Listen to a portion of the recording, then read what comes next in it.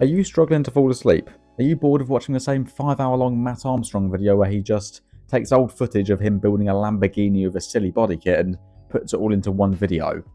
Are you trying to see a 3-hour-long video of an idiot like me put together an old Volkswagen Polo? Well, you're in the right place. Over the last year, I've built, modified and done silly challenges in a 1.9 TDI Polo. It's the car that launched my channel, and as a treat for all of you guys and a lack of a video this week, I've decided to compile all of the footage which I've done on that car and put it into one big long video, and of course filled it to the absolute brim with adverts. So if you are struggling to fall asleep and need something to put on in the background, you're cleaning the house, you're having sex with your girlfriend, make sure to put this video on in the background. Enjoy. After my 32-year-old Polo broke just one too many times, I decided it was finally time to give him the keys. Now this left poor old Harvey a little bit stuck. No car means I can't get around. Can't get around means I can't work. And no work means no money, and no work means no car. It all leads back to cars. This then forced me to go through around about 15,000 car ads trying to find something I'd actually be happy to drive. I decided the car had to be made after 2000, so it's actually a bit more reliable this time. Have at least a bit of character, maybe an interesting engine or a cool backstory. I managed to get down to about 3 different cars. A Citroen Saxo, a Volvo C70 with a 5-cylinder turbo, yes, I can insure one of those, or the R50 Mini Cooper, which I just quite like. And even after test driving a Mini and loving it, I still decided to get this, which you're currently sitting on. Why don't I just, I'll show you what the actual car I bought.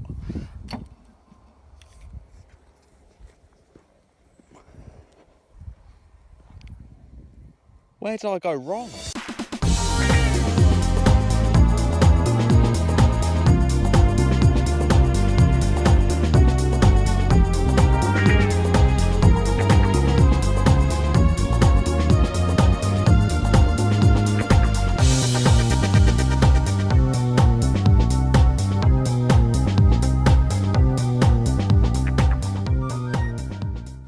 Now look, just hear me out for 2 minutes. This may look like your typical grandad Volkswagen Polo. It's black, it's powered by diesel. But if you know what that badge means, it's a whole different car. Having a red D&I means that this is powered by the legendary 1.9 litre turbo diesel. Volkswagen Audi's group, PD. But before you get ahead of yourself, this is just a TDI PD100, not the GT PD130. The 130, as the name says, has 130 horsepower and a 6-speed manual.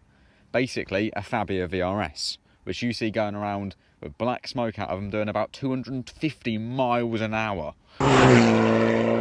Being a PD100 though, it's still powered by a 1.9 litre turbo diesel. About 100 horsepower, but more importantly with a diesel, 177 foot-pound of torque. Now 177 foot-pound of torque is more than a 2005 MX-5 with a 1.8 VVT. I know an MX-5 is not a powerful car, but this is just a Polo. This is your typical grocery getter car. And to those car geeks out there, just like me, who fantasise about old Citroens and ruined Rovers, this car isn't just special because of its engine, it's special because it's rare. There are more Aston Martin DB9s on the road than this. That's including 5 doors, 3 doors, from about 2002 to about 2008. And when you actually factor in the options that this car has, there's probably only about 50 of these left. It's probably quite hard to address the fact that now I'm parked in front of a massive stack of hay bales. Due to my incredible fear of people, I've decided to move out the road. I don't really want to get in the way. You'll also notice I've equipped a lovely jumper because it's cold and it's England. It's also getting quite dark, so I need to hurry up.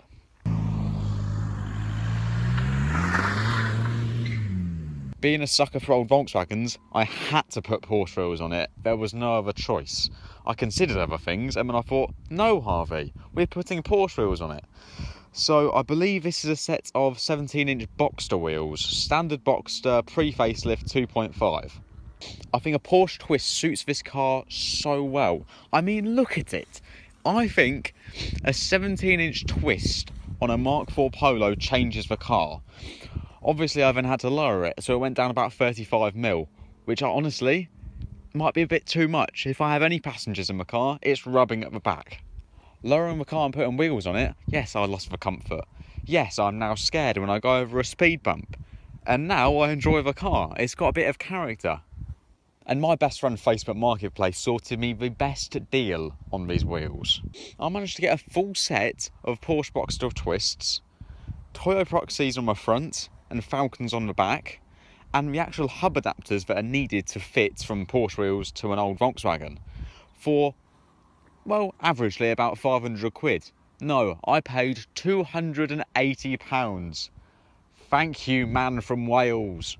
Adding to the list of modifications on my car, I've added this massive ram air filter.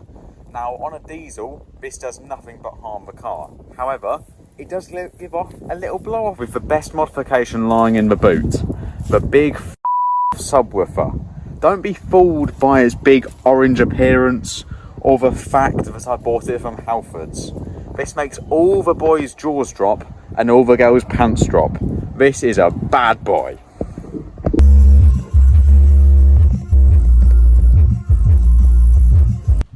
The other things that actually pulled me into this car was the endless spec. It's got fresh cold air conditioning, electric and heated wing mirrors, a 6-disc CD multi-changer, then the best feature to top them all off, the electric sunroof. Reliability is as can be expected. No issues at all. I've had to change the rear pads and discs, that's just a maintenance item, and it had one small issue with a track rod end, which probably is my fault with the silly big wheels. Now at this point, I took the car out for a drive. Now, first time round recording, the microphone picked up a horrible tapping sound and ruined all the audio. Nothing, 1800 RPM, boom, it kicks off, you've hit boost. So, I took the car out for a drive the next day. However, the video is now corrupted with a horrible vibration. This thing, honestly, is a proper little hot hatch. I mean, the numbers aren't crazy impressive. I mean, 100 horsepower, 177 foot-pound. But hey, third time's a charm. Let's see if I can get a successful recording this time. Welcome to the third attempt of recording, where hopefully this one is a little bit smoother than the first two. Now, my first two attempts of recording were littered with either camera shake or horrible audio. So I've sort of equipped my phone to the windscreen in some hopes that it's going to film a bit better. And for a bit of good luck, I put a bright yellow jumper on and pyjama trousers. We can also get rid of this.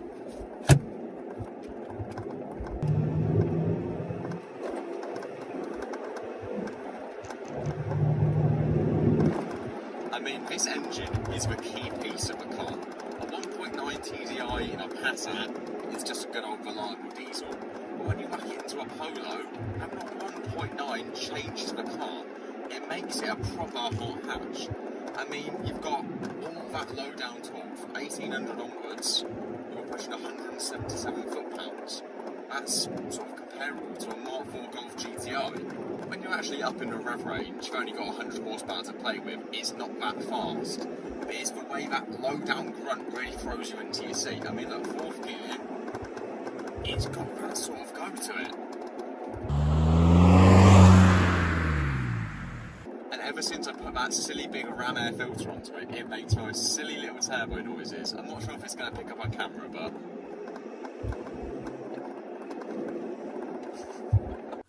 I am genuinely smiling here from my diesel Volkswagen.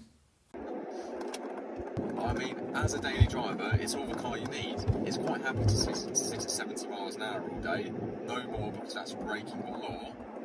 It's quite good fun when it comes to a twisty road. And fuel economy, my God. I mean, I've averaged, on a normal drive, you're in the 60s. And if you've got a steady right foot like me, I've managed to get 77.4 mpg. That is outrageous. Now, actual dynamics of a car, it's not great. It weighs anywhere between 1200 and 1300 kg. It's a bit varied depending on what site you use. And I know in today's world, that makes it an aerial atom. But back in the day, it was heavy. I mean, This, the Golf, the Passat, the Bora, they were all known for being big, large of cars. I mean, it's got 4 airbags and massive A, B and C pillars. It's a substantial car. And ever since I put the cheap lowering springs on, it's made the ride awful. Every bump, I'm in it. Every hole, I feel it. I'll be honest, I took a perfectly good car and ruined it. But that's the way with petrol heads. That's what you do to a nice car. You destroy it for no good reason. And it's not just the engine where this car excels. I mean, the gearbox is a sweet little 5-speed manual. And the clutch was probably my biggest surprise of all.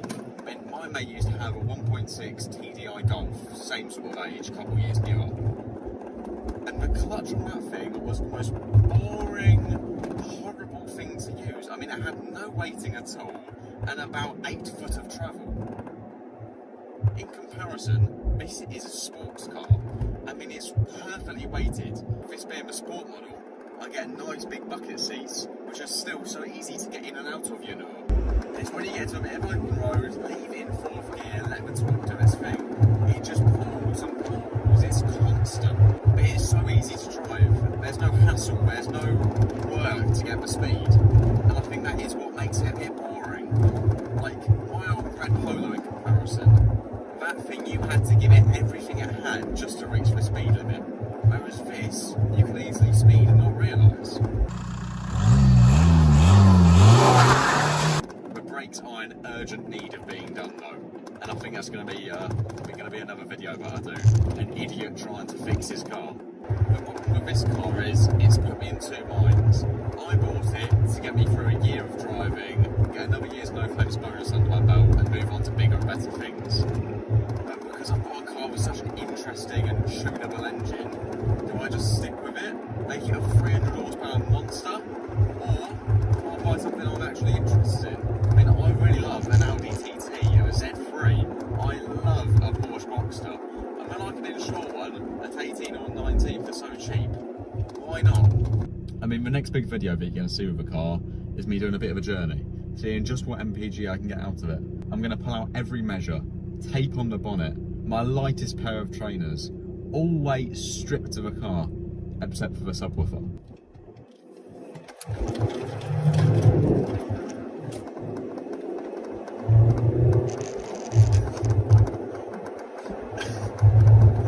It makes me feel like such a yobbo, this thing. I mean, first gear will spin straight to red line.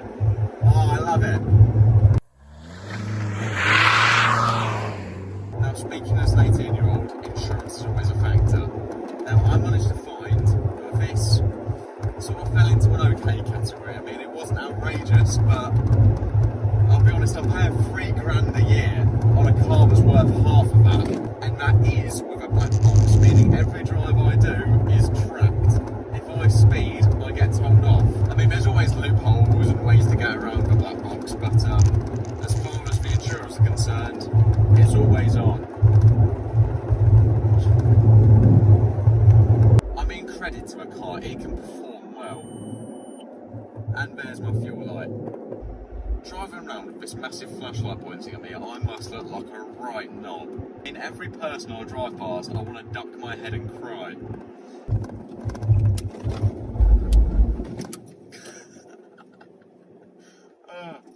I mean, yeah, for the moment, this is my daily driver. It's getting me from point A to point B with a smile on my face. It's a genuinely good car, and I can't wait to make a few videos about it, trying to convince you all that it's quite good too. After watching that footage back, I realised I was driving from day to night. So I hope you all enjoyed the video, but for now, that's it. See ya. How economical is this car? In my last video, I showed that I managed to get this 1.9 TDI Polo to over 77 miles per gallon. But can I beat that?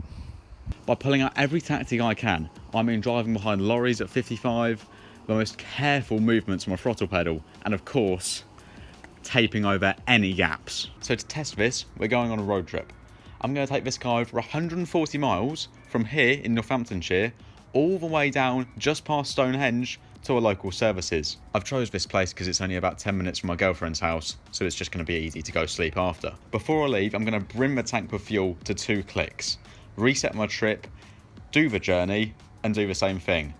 Bring the tank, and then I can work out just how accurate my 20-year-old trip computer is, and I can see if the MPG figures are lying to me. Like I said, I've managed to get over 77 miles per gallon. If I can get 80, 90, or even 100, I'm going to be so happy with this car.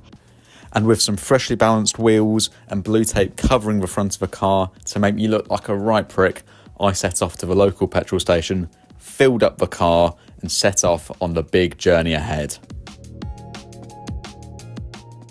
Is it illegal what I'm doing? Can you drive with tape on the front of your car?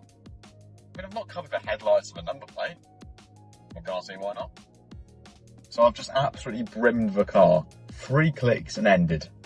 For whatever reason, I think the fuel tank's playing up quite a bit because, well, I'm currently watching it go between 360 mile range and 460, and the needle actually go like that. But hey, I've reset the trip and I've reset the range computer. So let's do the journey, fill it up at the end, see what I can do. Oh, this is the slowest start I've ever had. 4 miles an hour. Where I've placed my knockoff GoPro is directly in front of my range computer, which means if I want to see what MPG I'm doing, I do have to turn my head round. Second gear. Oh, 1500 RPM, bloody hell.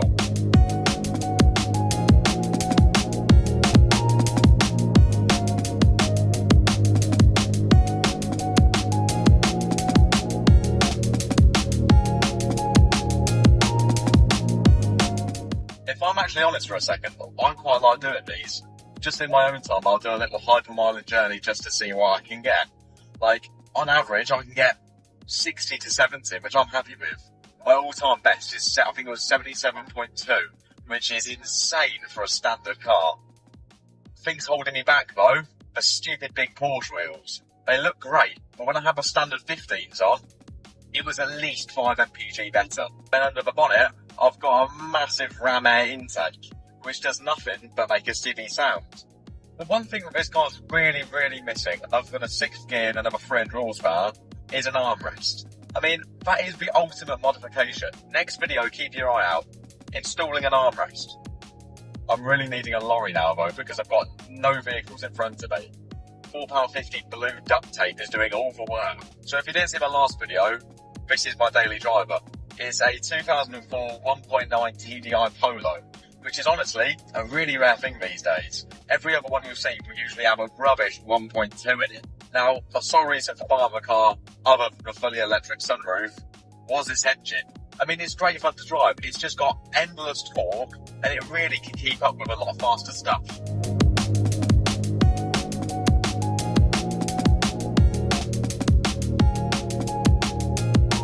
Another thing about making videos like this is I can't afford a camera, I'm using my phone to record, which means I don't have Bluetooth, which means I'm stuck listening to the radio. Should we see what's on radio 4? The interweaving parts go on. I mean, it's so 21st century Baroque, it's not true. What are you talking about, man? Glad I installed the subwoofer for this. Goes on. Futuristic antique. So just about 10 miles down now, and the trip is saying 69.8 miles per gallon. It's a funny number, but it's not good. I think I've done enough talking for a minute, though, so I'm going to shut the cameras off and get some miles under my belt.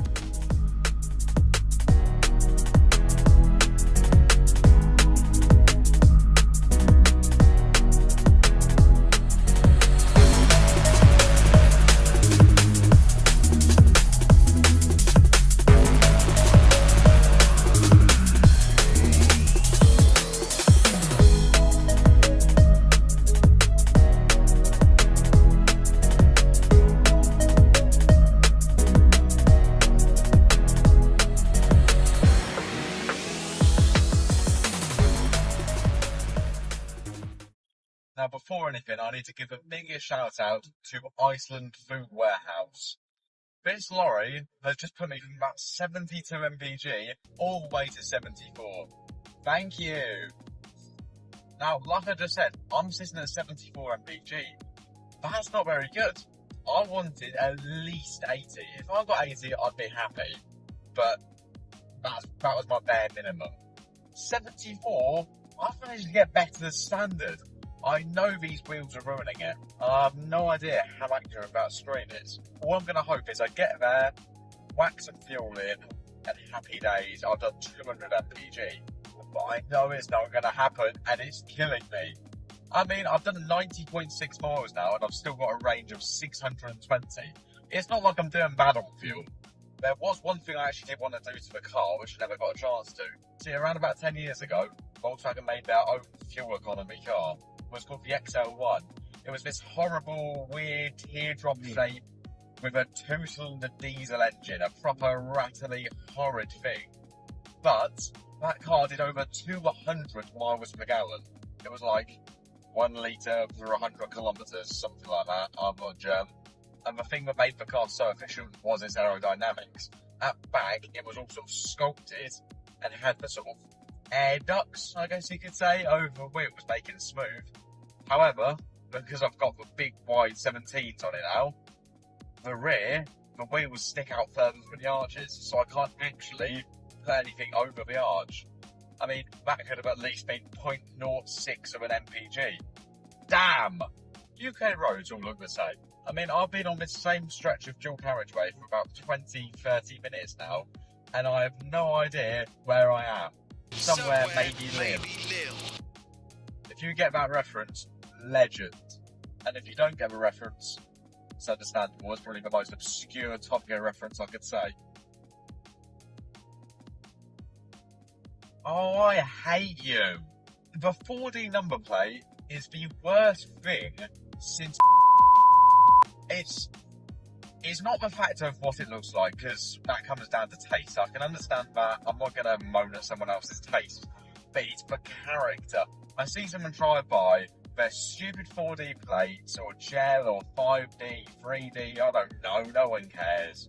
A chameleon ticked in their F1 spotlight on their 1 litre Fiesta. I'm so picky about modifications of cars, and I know some people look at my car and think, oh, that looks like shit, you've got a black diesel Polo. I don't know why the person sounds like a dirty driver. And to anyone out there, you know it's serious because I'm pointing directly at you whilst driving. If you've got a 4D plate on your car, can you give me one good reason why, other than you saw a TikTok with a 2018 AMG A45 flying past with his 4D plates on? After my rant about the UK car scene at the moment, I decided to ask an important question. Should I name my car? I've never named a car before. Polo.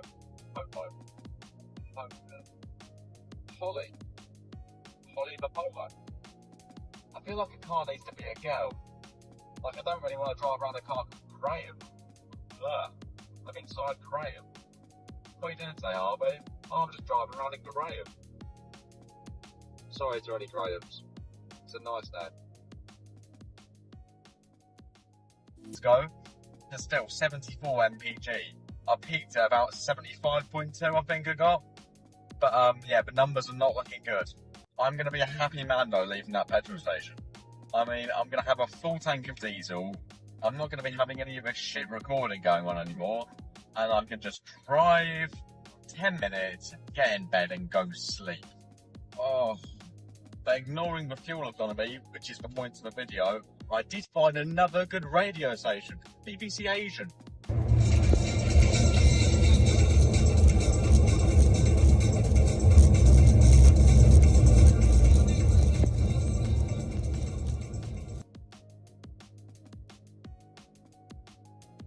Does anyone actually know what Mountain Dew is? I used to have a bit of an addiction to these. I had about 15 bottles sitting in my room. It's not bad. I still drink loads of it though. I don't even know what it is. It just tastes like acid. I think it might be starting to come across that I'm getting quite bored of a journey. For 135 miles listening to a radio. I mean, that is an 18-year-old's idea of hell.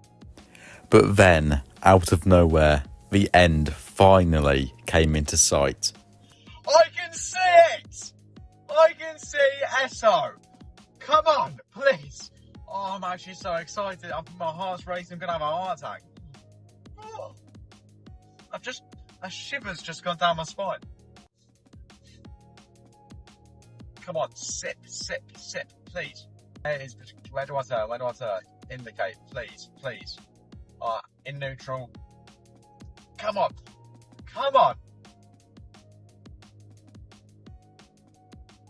On the brakes.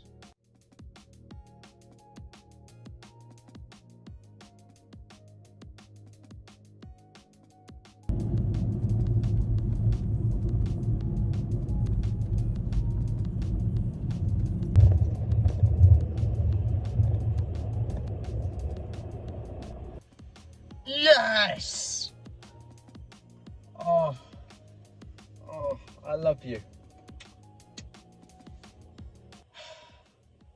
Numbers wise, 136.4 miles, 73.6 mpg on the screen, 590 mile range, 136 miles done, 46 mile an hour average, 2 hours and 57 minutes.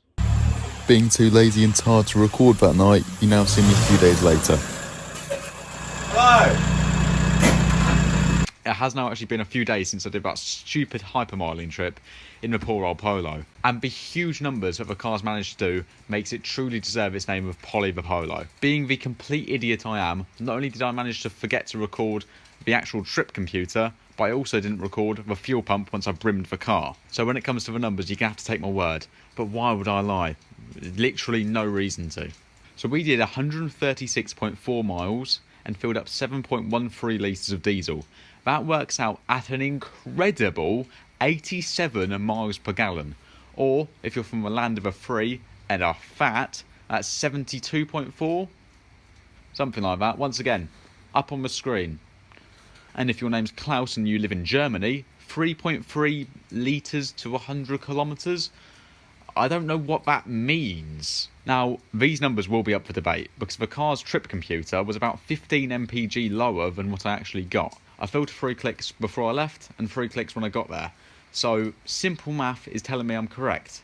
But the numbers just seem too good to be true. Honestly though, no matter what the numbers are, the car put in such a good shift. I mean, I did almost 140 miles for like less than £10. Yes, I nearly died of boredom, but sometimes you've got to do things for science. Anyway, see you all in the next one. My 1.9 TDI Polo is a great daily driver, but I wanted to make it better. So what I did was go through a dark place that is the internet and buy a whole load of stuff for about £100 to make it even better. The car's already a perfect daily driver, and as an 18-year-old, all the torque I get and endless fuel economy is such a plus. But all these little things I've bought are going to make this car a much nicer place to be in, perform better, and look much better. And most importantly, I know I'm rest. Yes! So we're starting off at the front of the car, where we're getting rid of this horrible ram air intake. Now, pros wise, it makes a silly induction noise. All I can hear, especially when it's cold, is sss, sss, and even a little blow off. But not only is it taking so much power away from me, MPG has gone down by at least 5. In its place, we've got a proper pipe across panel filter. So I'm going to put all the standard air boxes back in, the new filter, and then it should perform a hell of a lot better. And with a remap, I should be aiming for a lot more power. So yeah, now the challenge of getting this off and that back on with my limited set of tools.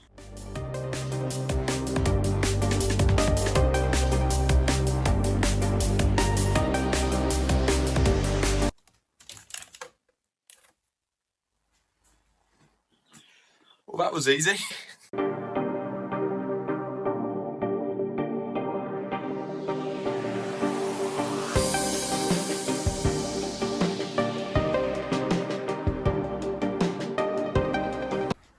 So I may have diagnosed some of the problem of why it's not going in.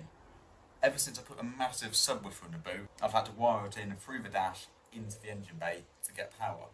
And because of that, the wire, if you can see, is well, it's here, which is slightly in the way.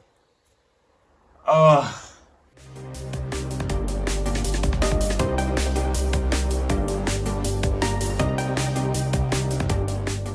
All told, after around about 30 minutes of what appears to be wanking the battery off and giving it a right good time, I did finally make progress. that did mean rewiring the entire subwoofer power. Wait, what I did here was rewire the sub to the wrong terminal, meaning it had no power. So, with some help from my dad off the camera, this was fixed within no time. But finally, progress was made. With the bottom half of the airbox and the air filter popped in, we were halfway there.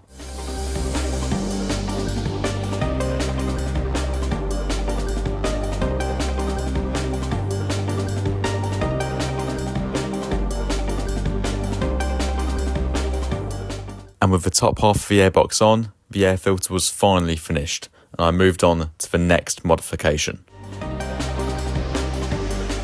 So moving to the back of the car, I've got two changes going on.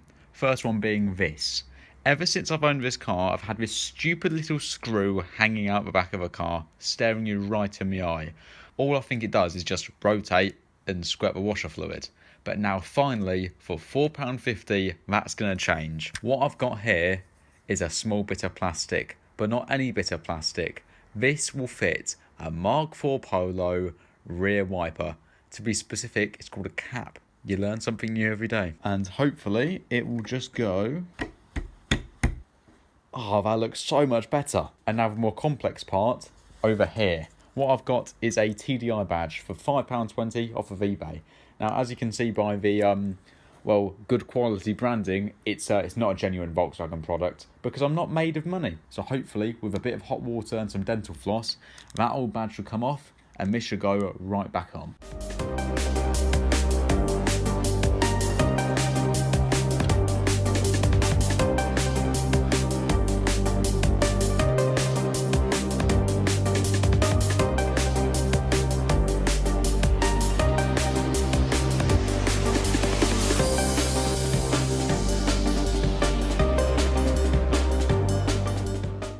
Ready for the big reveal. 3, 2, 1. I've got a brand new car.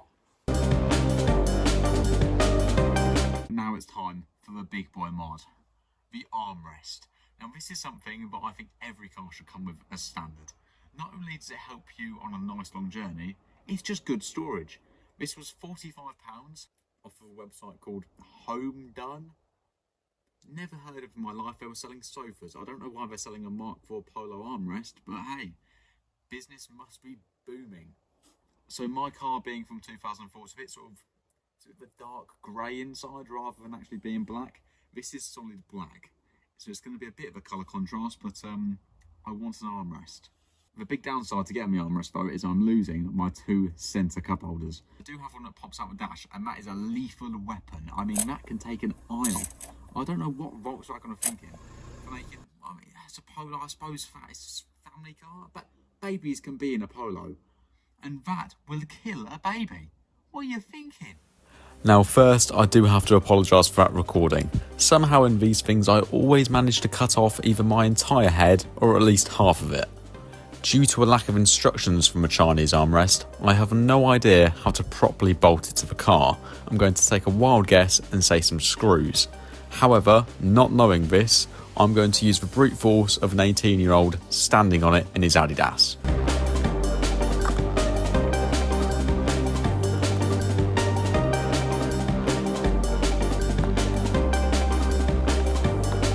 I'm the smartest man in the world. Look at that. I've made something.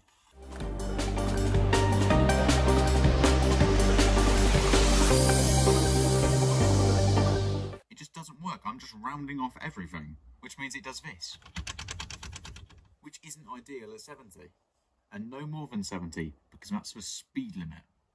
I have officially got an armrest. After 6 months of driving this car with no armrest, I've done it. There are some issues with it, most importantly being it's not really fastened down. That one's my own fault. I need a better Phillips head screwdriver. Not only did I manage to actually tighten the armrest down, but I was also suffering from a horrible made in China sticker ruining my half of the armrest. It has gotten quite late now and the weather has took a turn for the worse. But that is not going to stop me. what I've got next is T-cut, because all these scratches have been sitting on the door for God knows how many years. I'm going to guess for one owner for the last 20 years before me was a married man, because all over this door handle appears to be scratch marks from what I can only guess is a wedding ring. And I'm going to assume the man was married, because if you're going to buy a car, brand new, a diesel Volkswagen, and only for 20 years, and do about half the annual mileage, you've got to be married. Because no one else is that sad. After deciding teacup was a complex item, I decided to do something that I never ever do. Read the instructions.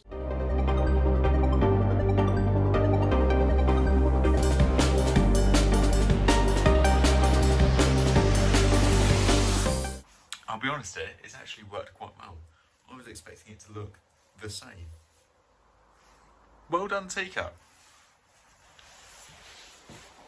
After taking my old mats out, putting some new ones in, putting some new ones in, putting some new ones in, putting some new ones in, I then put in a brand new stereo fascia. Fascia? Fascia. Fascia. Fascia. As the old one was covered in what I can only assume is man juice. Pure man juice. I then took the car for a drive to see if everything I've done has actually made any difference at all. So then, the new and improved Volkswagen Polo. It's been about a day since I actually did everything to the car, and well, I mean, I've got some good things to say, some bad things to say. Starting off with the best modification I've done to any car, including Porsche wheels on this, Porsche wheels on my old Golf Cabriolet, and the straight wiped exhaust on my 90s Polo. The armrest. I can't believe the difference this thing has made. I mean, it's a completely new car to drive. The amount of comfort I've got to just go like that, rather than having my arm hanging down low like a poor person. I mean, this must be what it's like to own a Bentley. Pure luxury. Admittedly though, it's slightly in the way of the gear knob and the handbrake. But it's no issues because I can just go like that and it's out of the way. Other things, the TDI badge on the back. Last night, I can admit now, it looked like shit. But for some reason, after about 12 hours, it now looks brilliant. I mean, from behind, it looks like a brand new car. Now that air filter has made me lose all the noise I had before. I mean, it was making silly little turbo noises, and just the engine itself was a right loud bastard. With this on, it's a completely different car. Not only do I think it performs just that bit better, fuel economy's gone up, and it just feels so much more refined now. Like, this is a 20-year-old diesel, you can't hear a thing. And when it comes to the subwoofer, that has now been wired properly by someone who knows what he's doing. My dad. Cheers. Other things I did, the rear wiper cap. Every time I now look in my rearview mirror, I can actually see a fully assembled wiper. Bliss. I've got the new mats all round. They look brilliant now. Once again, feels like I'm driving a brand new car. However, give it a week and they'll look just the same as they did before.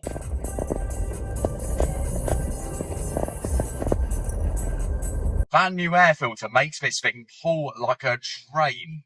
The brakes are now in dire need of being done though. And yes, I will make a video about me trying to fix brakes. I have no clue what I'm doing. You saw me try and change an air filter. Imagine me doing brakes. That's a high-tech component. And then the T-cut on the door, it looks okay from a distance, but when you get close up, you can still see the scratch marks, and now it's just a bit of a off black, which doesn't match the car. So that is one thing I don't recommend. At the time, looks the dog's bollocks. A day later, looks like my little sister went at it with crayons. But overall, I'm happy with what I've done. I've spent about £100 or so, and I've massively improved the car. Just by making it standard, effectively, I've made it a much nicer place to be. And I know that's the least car thing any car person has ever said. But honestly, it's a nice car now. It's much more boring, but God, it's nice. And please, just give me time. I will remap it. It will be fast, and it will at least be interesting. Oh, Laurie! Right now, though, I'm off to give the car a good jet wash. Because that's one thing I never do. Actually clean my car. Once again, please don't slate me in the comments. Anyway, I'll see you all in the next one.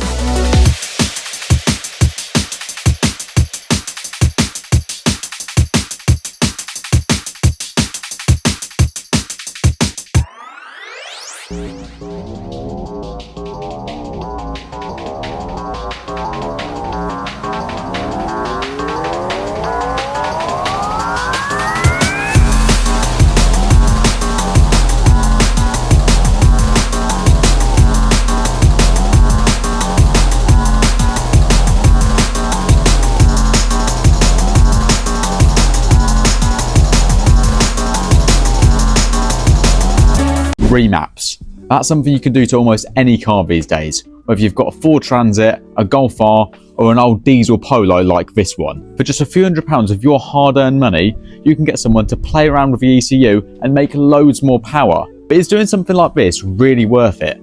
I mean, what are the drawbacks? What are you gaining? Like, with this car, a 1.9 TDI, probably one of the best cars you can do a remap to. I'm going to be making over 50% more power than standard for just a few £100. I mean, it seems too good to be true. So, there's only one way to find out if it's actually something that's worth doing. By doing it myself. Well, when I say myself, I mean paying a man to do it for me, but same thing. First things first with a remap though, you need to find someone to do it for you. I mean, you can try and remap your car yourself, be my guest, but when old Steve starts messing around with the ECU on his Evo, the chances are it's not going to work anymore. I'm going to absolutely scan the internet to find the best bang for your buck remap. And after spending a few hours looking at things that I shouldn't, I'm actually going to find somewhere that will take this car to the next level. So let's get on the internet and find a remap for the car. Luckily, I've got a 1.9 TDI, possibly the best engine ever made. Move over RB26, move over 2JZ. The 100 horsepower 1.9 diesel will smash anything in its way. More seriously though, it's a brilliant engine, and for a remap, the potential is through the roof. I mean, this engine went in everything from a Polo to a Charan, so remaps are anywhere you look. But finding one that's actually going to benefit the car, not just ruin it within a week, that's the challenge. And come on, I'm 18 years old. I haven't got money to get some crazy custom remap. I mean, I'm happy to spend a few £100, but if you start charging £400-500 just for a remap, not going to happen. Now, to go through the internet, I'm going to use the best tool there is. Not a computer, not a laptop, not even a PlayStation. I'm going to use the iPhone 7. The best tool. And more importantly, the only one I've actually got available, since I use my main phone to film the video. I'm going to try and keep it simple. I'm not trying to find a remap for a Ferrari. Polo 1.9 TDI remap. Okay, let's see what Avon Tuning's got to offer. Stage 1, 100 horsepower to 140. So already more power than a PD130. And luckily, for just your stage 1 map, you don't need any additional mods. So that performance air filter I've done isn't really going to make a difference. Only thing that worries me about stuff like this though, I bet they're all just off-the-shelf remaps. Just something that can flash onto every car. Thing is though, every car is different. What I'm trying to find is something that's custom made but not going to break the bank. I mean, I'll definitely keep it on the back burner, but I want more than 140 horsepower, I'm going to be honest. I know it's just going to hurt the car, but I'm an 18-year-old. Give me the power. TDI tuning. I mean, it's in the name, TDI. Look at the badge on the back of the car. TDI. Okay, starting off, we've got a good sign. Price is being shown. £287.99p. Issue is, I've sort of just put in 1.9 TDI, which could be any power. So that's brought for a PD130. Let's refine that search term a bit more and put the PD100 in, shall we? What I forgot to mention as well is I'm going to compare this car with a remap and being standard. We'll take the car for a quick drive and do some proper 0 to 60 runs. Maybe 3 runs back to back, average it out, see what it can do standard, then tune it through the roof and see how much I can improve. Okay, Celtic, Scottish tuners. The 1.9 TDI 100 brake horsepower utilises a VNT Garrett turbocharger. I don't care, just tell me the power. Thank you. Okay, 100 horsepower to 157 brake. That is big power. But being a diesel though, the power doesn't mean anything. The torque is where it matters. And I'm going to go from 177 foot-pounds to 251 foot-pounds. That's like a Mark 7 Golf GTI, you know, a brand new car. Yes, I know a Mark 7's like 10 years old now, but come on, it's got screens inside, it's brand new. Oh, this one's even got a dyno chart. So that peak power is going to be going from about 3.6 to 3.8, and same with the torque, 2.4 to 2.6. I'm going to be making a hell of a lot more power, but through the rev range. Because obviously, not being a petrol, that's the one thing a diesel suffers from, revs. just got nothing. I mean, a typical petrol's what, 6k minimum? Diesels though, you see 4k RPM, give up. There's no point going further. I mean, they got great MPG, but out of the back, all you hear is the noise from a canal boat.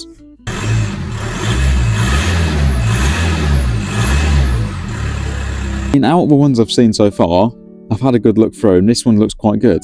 By the sounds of it, it's going to be a full-on custom remap. And after a quick email to them, £325 for a custom remap, dyno runs and that sort of power. Is it too good to be true?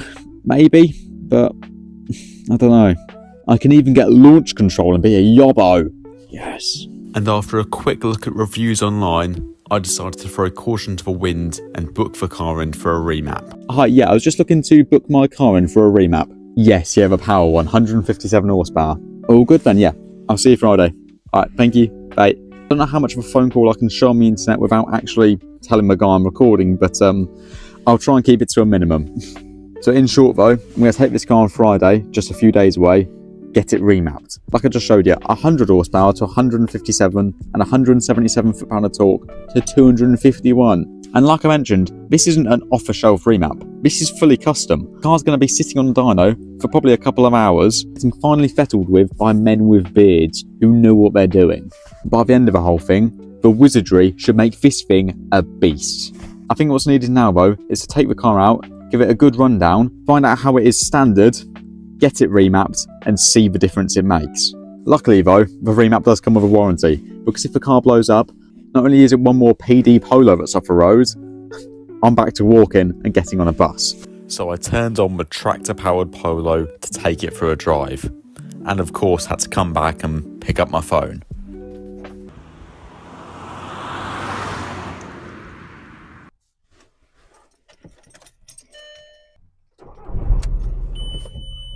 So we've got about 10 great British pounds worth of the finest premium diesel BP can offer.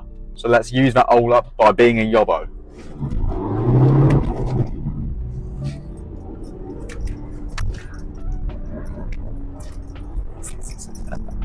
Oh, what a car! So before we take this car to get its map done, I wanted to take it out in its standard form. So yeah, like I mentioned, the standard car, got about 100 horsepower, 177 foot-pound of torque. It goes really well. I mean, modern days, not a fast car. About 10 seconds to 60 and it won't even top 120. But because it's quite a big engine in quite a small car, that mid-range it gets is so good. On a motorway, between 50 and 70, you put your foot down, still in 5th gear, and the thing just pulls and pulls. It's great. I mean, look, put it into 3rd. She goes. Oh wow, a Prelude with pop-ups. And with rail plates. Big respect. I suppose one thing that does maybe concern people a little bit about a remap would be reliability. I mean, you're doing nothing to the car but adding power, causing more strain. But by getting a proper custom remap by people who know what they're doing, they're going to limit each of the car's factors. They're not going to push the turbo too far to the point it blows up. They'll find that peak boost, that prime opportunity, and keep it there. And then things like the clutch, they're not going to push it too far to the point that the clutch starts slipping or even giving up completely. I mean, I'm going to assume this car's still on its original 20-year-old clutch now, because she feels tired. I mean, I've got about that much clutch and it doesn't kick in till there. I'm doing this little drive for all of you because I know how the car drives, I know how it pulls. What I'm interested in though is what 0 to 60s I can get. So best thing to do now is go on my cheap iPhone app, record some times and see where it stacks up. So as I mentioned my cheap iPhone app, we're going to go for this. GPS race timer. Whether it's going to be accurate or not, I don't know. But if I'm using the same app before and after, does it matter if it's accurate or not? Probably yeah, but it's the best I can do. Okay, the road's clear. Reset the app. Oh, a long wheel spin. 2nd, 3rd. Come on, baby, come on. 60. Okay, so according to this, 9.1 seconds. I mean, it felt quite good, but Volkswagen claims 10.7 or something. So either the app's wrong or Volkswagen's wrong. And to be fair, Volkswagen aren't great with numbers, so I'm going to go with the app. Okay, run number 2. I'm going to go for a bit less wheel spin. Perfect. Come on, baby, come on. Pull, pull, pull, pull. 60. Oh, that was worse. 10.4. Balls. Okay. 3, 2, 1, go.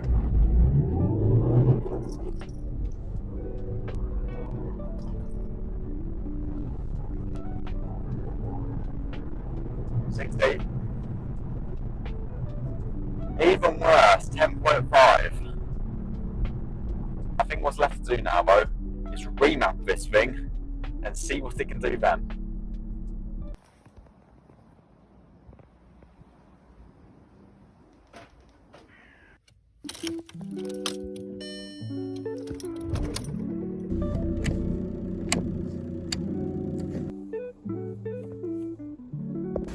And with a clean car and my sunroof tilted open, I headed off to get a remap. So, boys and girls, the day has come. I have waited 7 long months for this.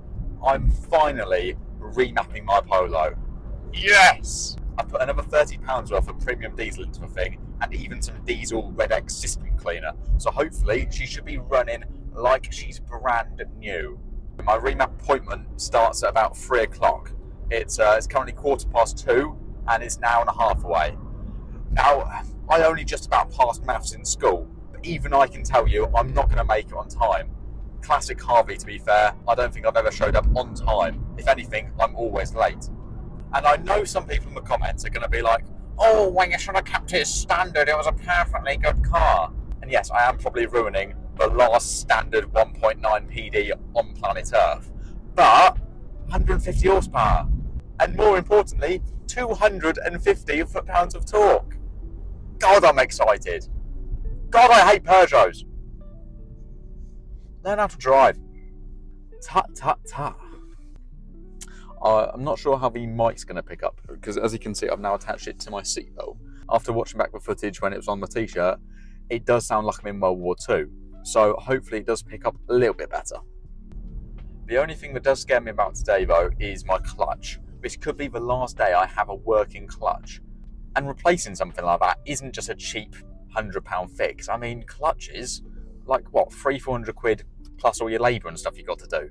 I mean, I had a quick Google search, and to do the full job of changing a clutch, it was like 700 quid. I mean, yeah, that should be my first priority over making my car faster and then more vulnerable, but I want power. And you just can't control a man's desire with cars. It's impossible. People have tried, but no one's ever succeeded, and no one ever will. So what I've not really done is explain what a remap is. I mean, if you're from the 90s, you'll know a remap as a chip or a tune. And it has been something that's been around for years. But especially over the last 5 to 10 years, it has took over. I mean, like I mentioned at the start of the video, almost any car can really get remapped. It's crazy. I mean, that Honda, that Vauxhall, that Volkswagen, that Transit. Oh, a Hyundai of racing stripes. God, you shouldn't remap it, you should sell it and walk. Ugh. So from my quick Google search, what a remap does is just completely alter the car's brain, the ECU. So with something like this, with a turbocharger, it can make the boost right up. Now, I'm not sure what the standard figures are, but I'm guessing these must be, what, a PD100, like 0.3, 0.4 bar at most. And when it's running that low boost, it's not causing any strain on the engine. So what a remap will do is find that amount with a turbo is making good power, but not causing too much strain. Obviously, the car can probably make more power than 150 that I've quoted, but it will blow up by the time I get home. Other things they can do, don't ask me how or why, is mess around with the actual throttle.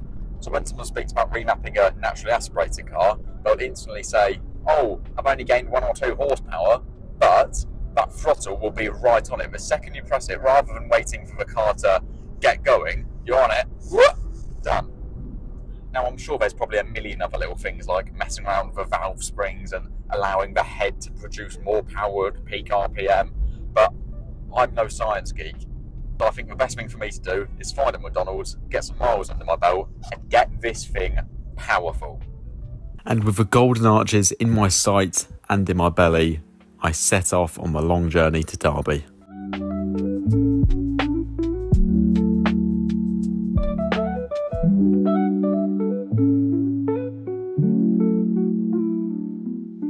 And with miles of traffic, I finally made it, only 54 minutes late. Just 54 minutes late, I've actually made it to Celtic tuning. Right now, I'm watching a LG flat screen TV with my beautiful PD Polo on. Oh, I'm getting nervous now, my heart's beating. I've actually had to strap the car down. Not just because it's something that every single dyno does, but more because the PD Polo makes so much power that it's actually going to drive off the ramps. Okay, we're doing my first dyno run now to get my power, and I feel quite happy just watching my car on the dyno. I mean, look at this.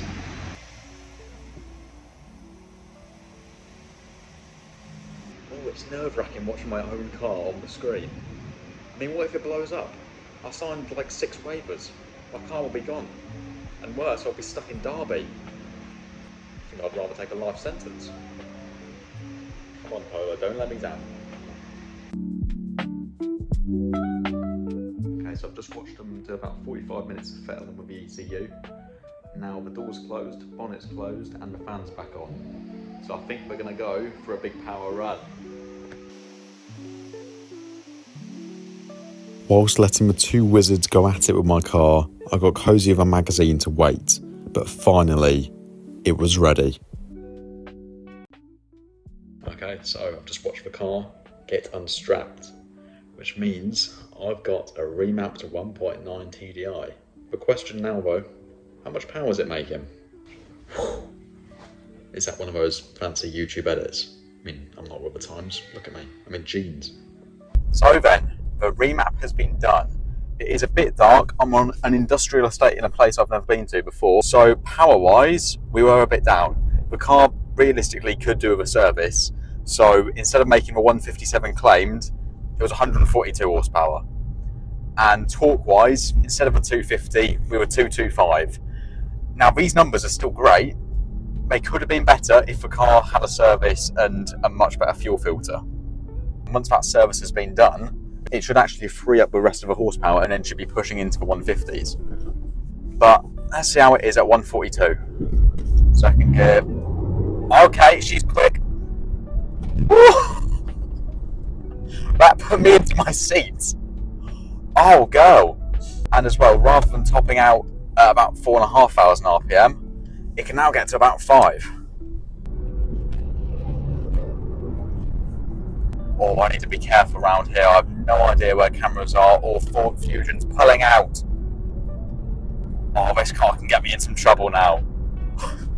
Honestly, though, right now it's dark, cold, night time. I have no idea where I am in a town I've never been to before. Can't even use my phone for maps.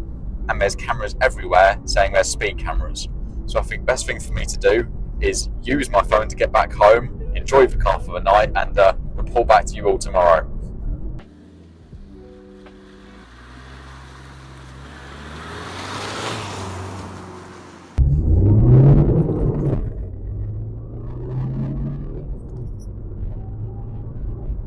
God, she's quick now.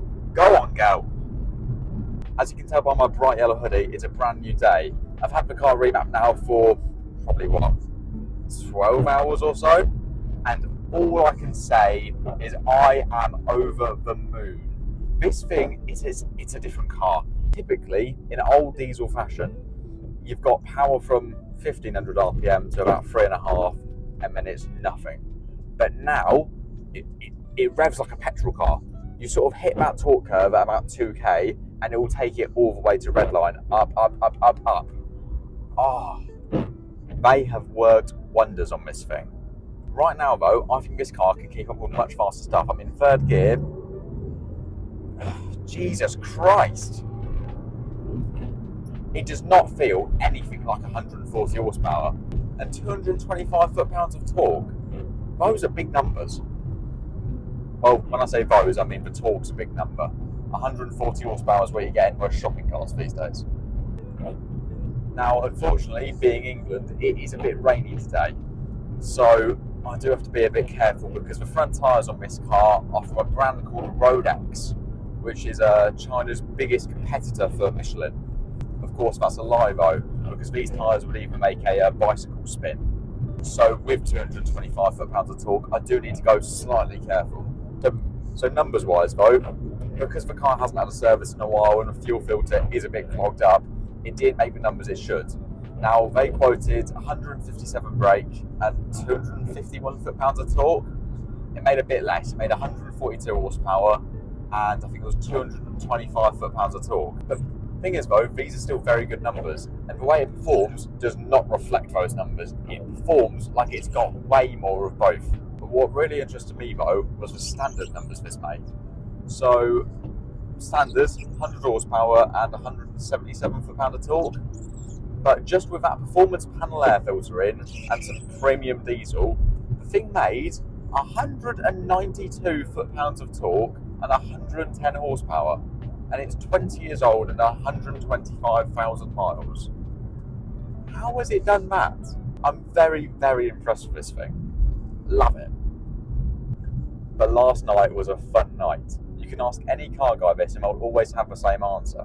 When you get a car back that's just been tuned or remapped or got something new to it, that first night is always the best. Jumping into a car that you're used to standard, making much more power is such a joy. I mean look, fifth gear, pulls. And this car can do some silly numbers now, and without question now, this is a diesel hot hatch. Maybe when I bought the car and said it was a diesel hot hatch, that was a bit of a stretch. But now, God, it can move.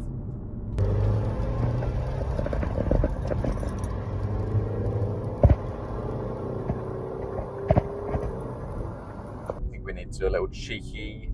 Should we go third gear pull? We'll give it a second gear pull. Alright, 15 miles an hour. Foot flat, nothing turbo. 60. Oh, I love it. Going back to my point of reliability a bit earlier, this car did 11 runs last night and not one time did it go in limp mode or have any issues throughout. It kept temperature the entire time. Now we do have a bit of a challenge though. Can I find a dry tarmac in the UK? I think it was easier to find Osama bin Laden.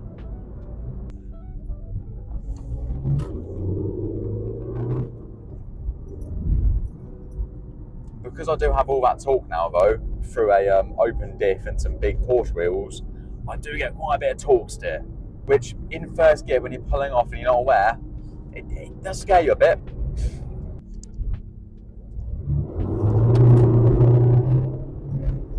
Gosh, she spins in second.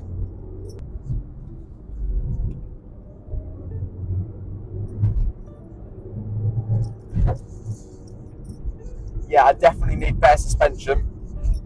She's a bit sketchy. Alright, to say the truth, it is a little bit wet. Not a great road, but it's the best I can do. We'll even close the sunroof to get an accurate time. Alright, 0 to 60. 3, 2, 1, go. Still spinning, still spinning, still spinning. 60.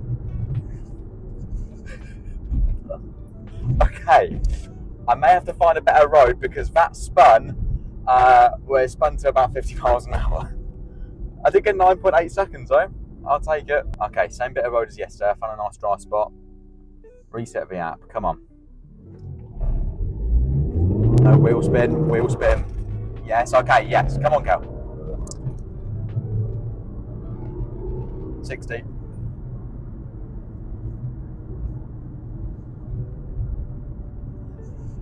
We have just got a 0 to 60 in my front wheel drive Polo in the wet. 7.5 seconds. Yes, go. Wow, 7.5 seconds. That's quick. I mean, when you look at the other hot hatches that came out in about 2004, that time's not even that far off. I might have to revisit this tomorrow, but I bet if I can find a good dry bit of tarmac, we can get this thing in the 6s to 60. Oh!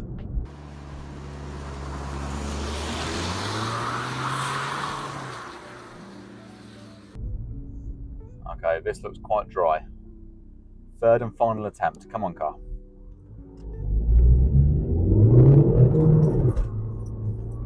Good, good, good. 60. Okay, that one, not as good. 8.9 seconds. With that though, I did try and get out of first as quick as possible, because the second your foot flat in first, it wheel spins. I mean, whoever bought this car brand new optioned the £1,000 electric sunroof, but did not option traction control, so this car doesn't have it. But overall, I am so happy with this remap, and the biggest shout out to Celtic Tuning. They have transformed this car. But yeah, to answer the question, are remaps really worth your money? Yes.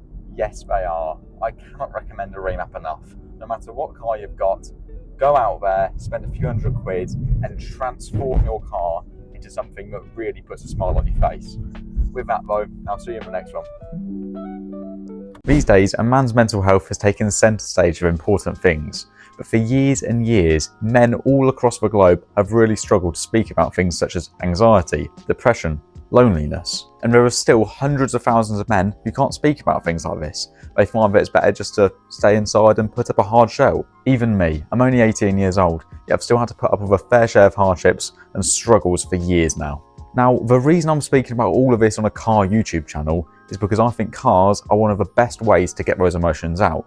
I mean, waking up and going for a drive in this, or taking it for a wash and polishing the wheels, genuinely puts a smile on my face. It's not one of those things that you can describe how it feels, or explain why it makes you smile.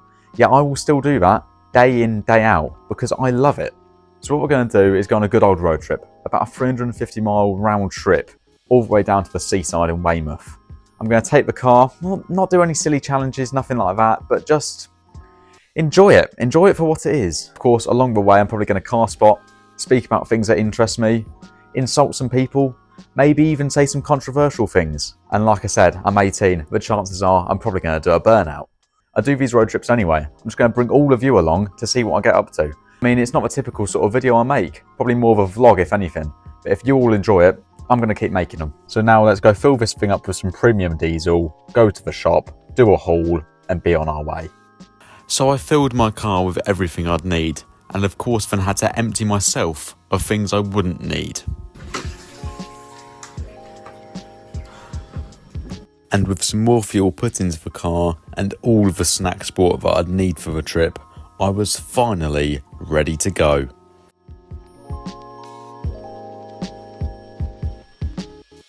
So I've reset my trip computer, reset my MPG screen, all that stuff.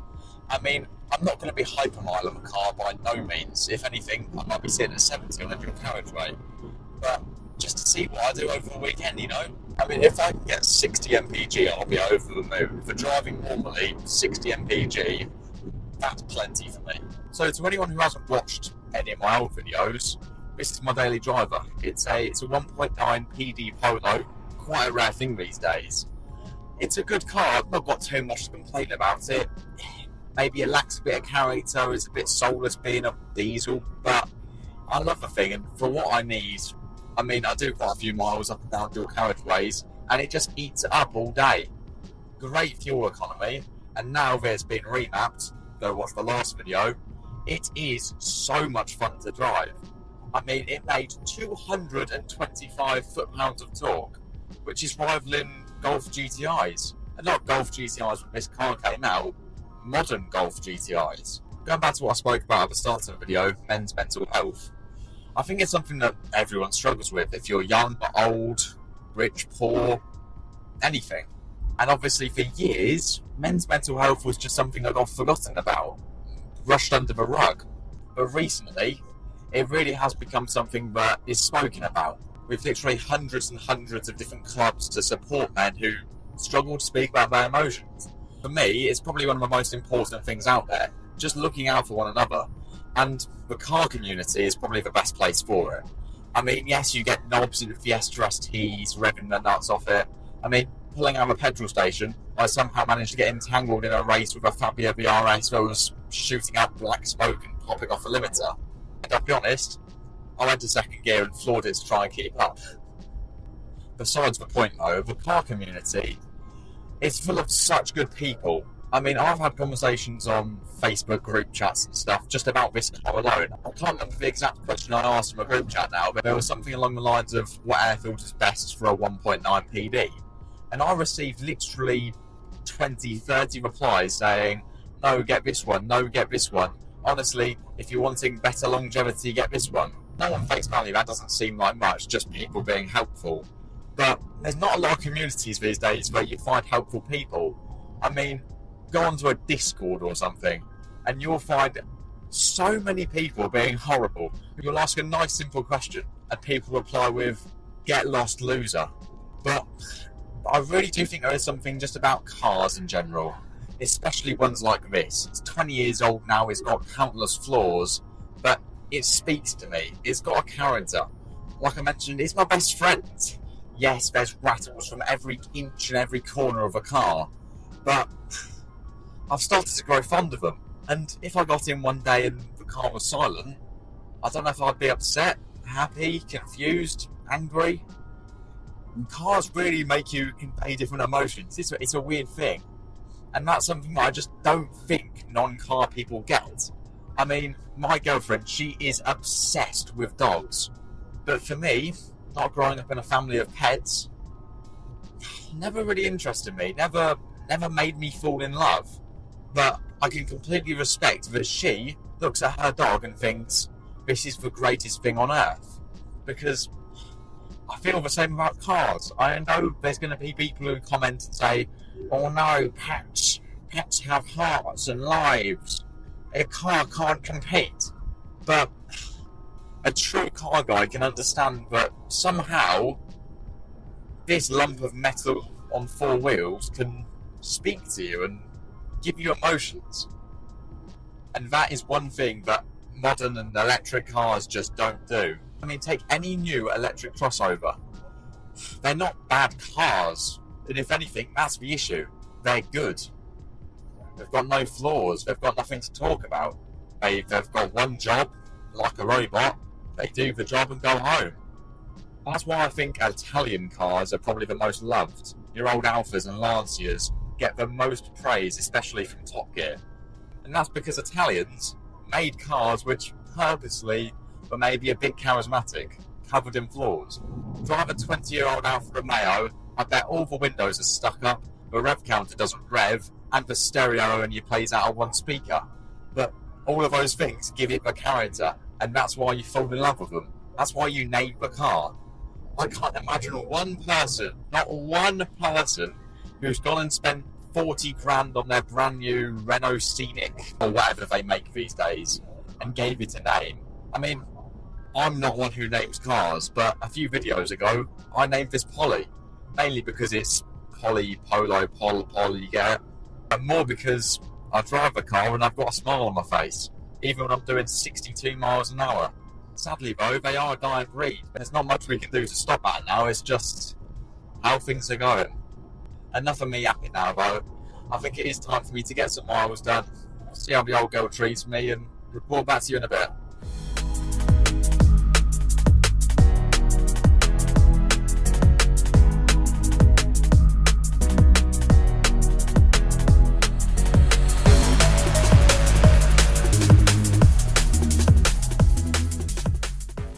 And as with any road trip, I finally found myself a good services to stop at, fill up on food and get back on the road.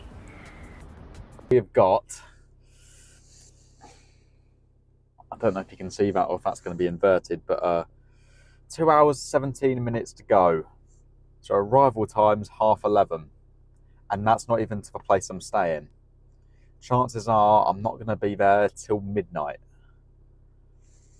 Oh.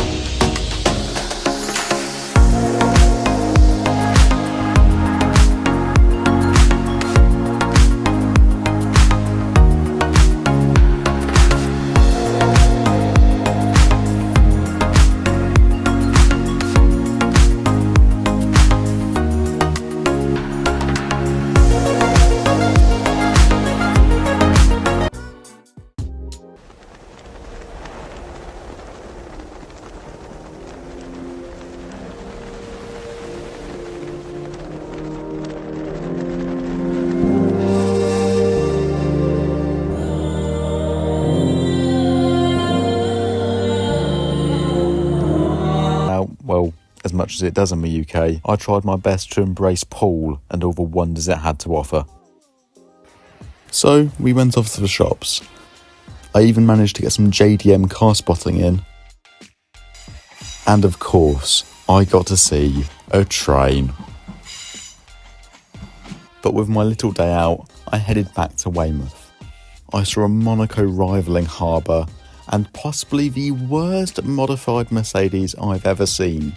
I mean, seriously, what are those bumpers, side skirts, wheels, bonnet vent? Oh, what are you doing?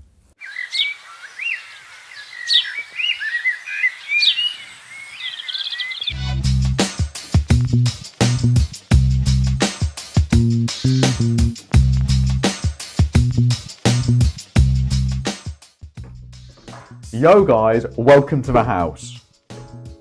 Hey fools, welcome to the crib. No. No. Alright, enter. Mikasa Sukasa, the finest penthouse in Weymouth. It's the same sort of level as a prison, but what can you do? Horrible leather sofas, which no one likes. And then a kitchen to suit the Queen with horrible appliances that look like they're from the Middle Ages. A TV from a Flintstone era. Then join me to the bathroom. Oh, I wouldn't go in there actually, I'd leave that for a couple of minutes. And then, where the magic happens. Oh, hang on, no, that's the wrong room. Hang on. 1 place to sleep, 2 places to sleep, 3 places to sleep. And even 4 places to sleep. And even a 5th place to sleep. And to top it all off, a real wood-burning fire.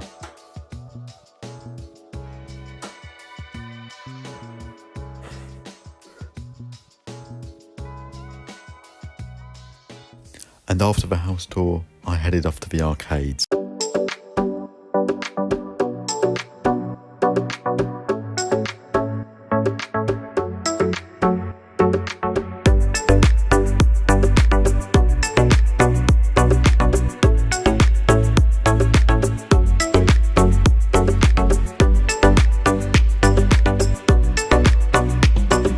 And probably about £20 spent. All we received was this, one small pack of squashies. So after this massive failure, we headed off to town, where I managed to find one of the coolest items ever, and I even saw probably the worst Star Wars character there ever has been. So, you join me back in the beautiful 1.9 TDI Polo, and after a day of exploring Weymouth, possibly the most boring seaside town I've ever been to, and after going to the arcades and buying the best bit of film memorabilia I could find, we're now off to a lighthouse, because I love big buildings.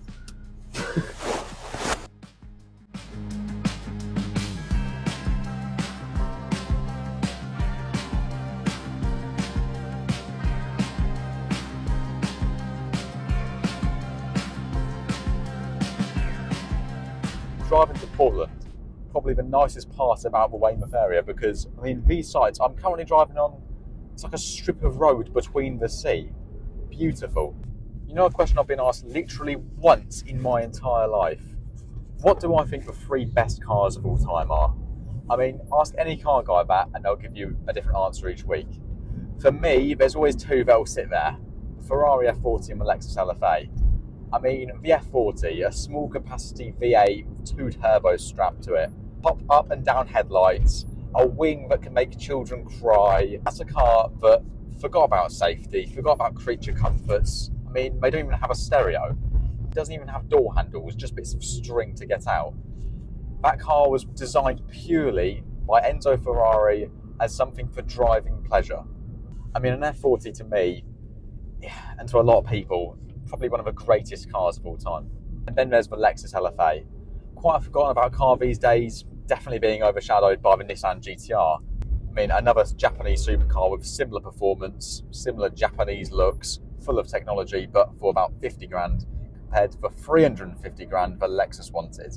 But for me at least, the LFA, it's got something special about it. I don't know quite what the word is. It's a bit of character, a bit of soul. That car was so over-engineered by Toyota just to prove a point. They wanted to show the rest of the world that they don't just make the Prius, but they can make a proper supercar. 4.8 litre V10 that could rev to 9,000 RPM. I mean, the car had to have a digital rev counter because analog just couldn't keep up. And going to my point of being over-engineered, that car took 9 years from the start of development because they built the entire thing out of aluminium and decided, nope, not good enough, we'll build it again out of carbon. And along with the fact that Jeremy Clarkson still, to this day, says it's his favourite car to drive, definitely puts it high on my list. And then coming on to your third choice, I mean, the Veyron.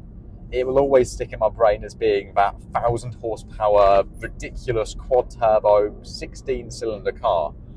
But can I put it number 3 favourite? I don't think so. For me though, it probably comes down to more of a personal choice. The 2002 Esprit V8 twin turbo. Now, as an actual car, they weren't great. I mean, they could handle well being made by Lotus and being a flagship model, 350 horsepower, and one of the last cars to have pop-up headlights, just making it that bit cooler. And to me, the Esprit will always have that special place in my heart. I mean, that was my granddad's car before he passed away.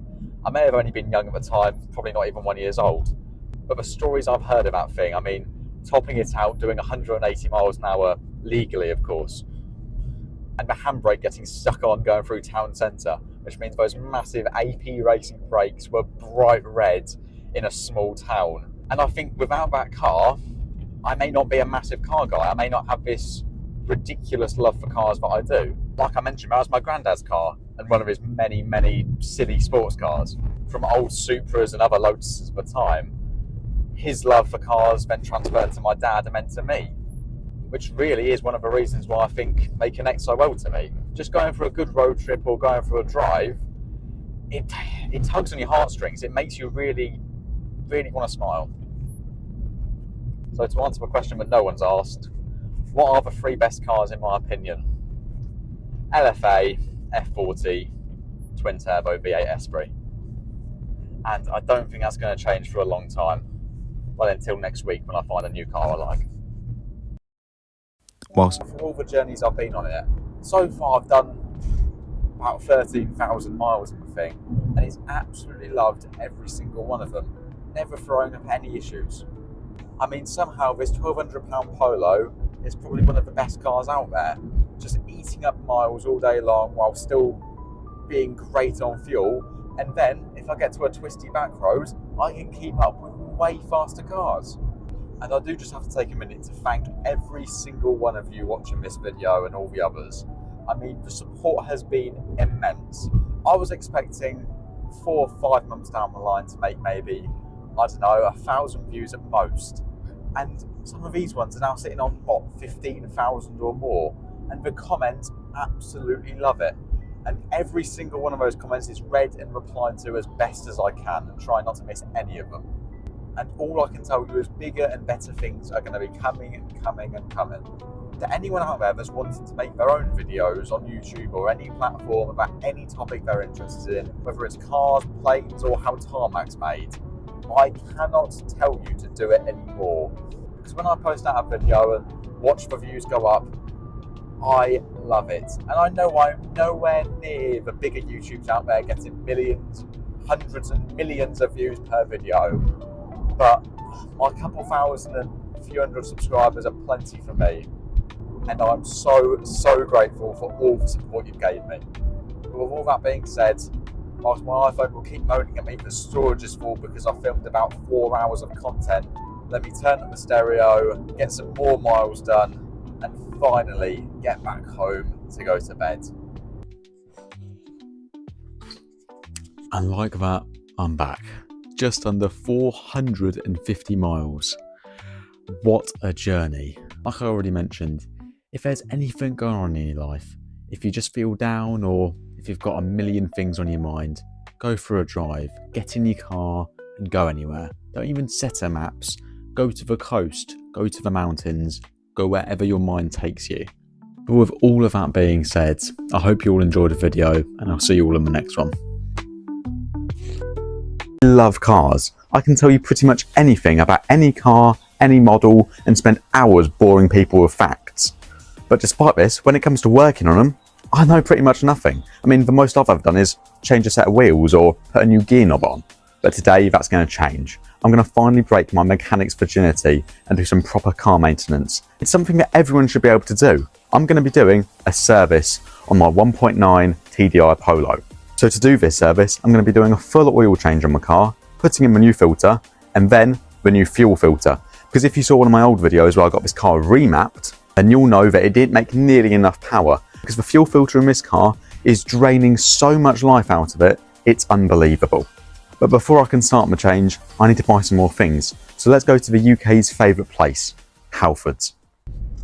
So doing this service today is really out of my comfort zone. I mean, I've had to watch millions of YouTube guides, and I'm going to have my dad on the sidelines just for when it inevitably all goes wrong. So most of the things I need have already been bought. All the sort of service parts. So I've got the new oil filter, new fuel filter, all the little ancillary bits like a sump plug and washers. And I actually decided to spend some money for once, rather than going for cheap brands like I normally do with my tyres, which are made from Rodex. I actually bought parts from a good company, Bosch. Now, the biggest reason I'm actually doing a service isn't just for a silly YouTube video, it's because every single time I've got into this car for the last 8 months maybe, I've had a little sign on my dash, please service, please service, please service. Now, the normal man, woman or lady man would get this done straight away. They'd take it to the local garage. And those were my intentions as well, until I took it to the garage. And they quoted me over £200 when that service kit I bought was about 65. So if I can get it done on my driveway, that's one thing sorted and a lot of money saved. And if your mind isn't full of a problem with car knowledge, then you may be thinking, what's a service? Why do I need to do a service? Well, there's so many benefits to getting your car properly serviced or even just doing it yourself. I mean, having old oil in the car can absolutely ruin them. After time and many, many miles, it will deteriorate and get to the point where it's not really lubricating the engine at all. And when you've got no lube, things become dry and no one can work with a dry area. But back to cars. Having some shit oil in the thing is just going to make it run horribly, which also means bad fuel economy, terrible performance, and eventually a blown up engine and a big bill sitting on your table. So let's get into Halfords and buy what I need.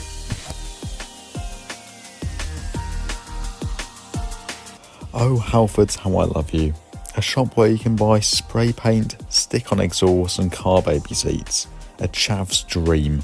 And with a trusty old turbo diesel Polo up on the ramps, the service was ready to begin. So first things first, we're getting the oil changed. So with a car up on the ramps, I need to now slide under the thing and get the under tray off, which has already started to be a right bitch. For some reason in 2004, Volkswagen said, should we make this easy? Nine, let's make it impossible. Which means there's about 8 different types of little screw heads to find to then pull the thing off. But let's do my best and get this off.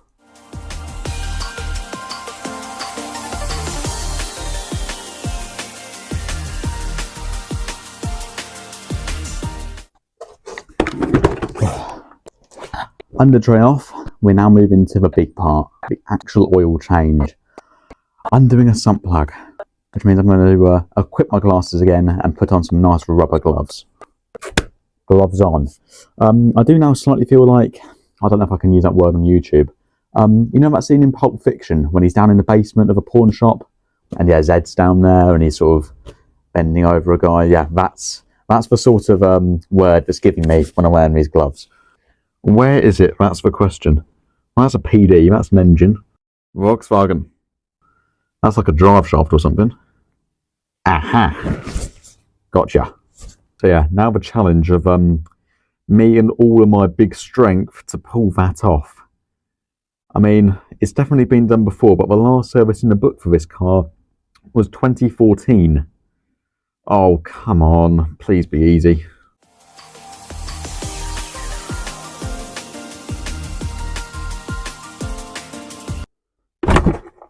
Okay, progress has been made. That there is now finger loose. So this could end up in disaster because this box has to catch, what, 5 litres of fluid. So I'm going to set up the camera and have my fingers crossed.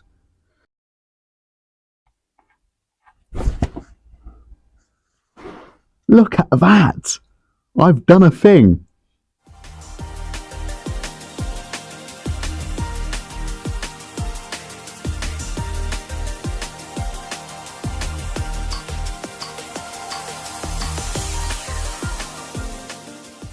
Now we've got the oil draining out the car, what we've got to do is replace the filter.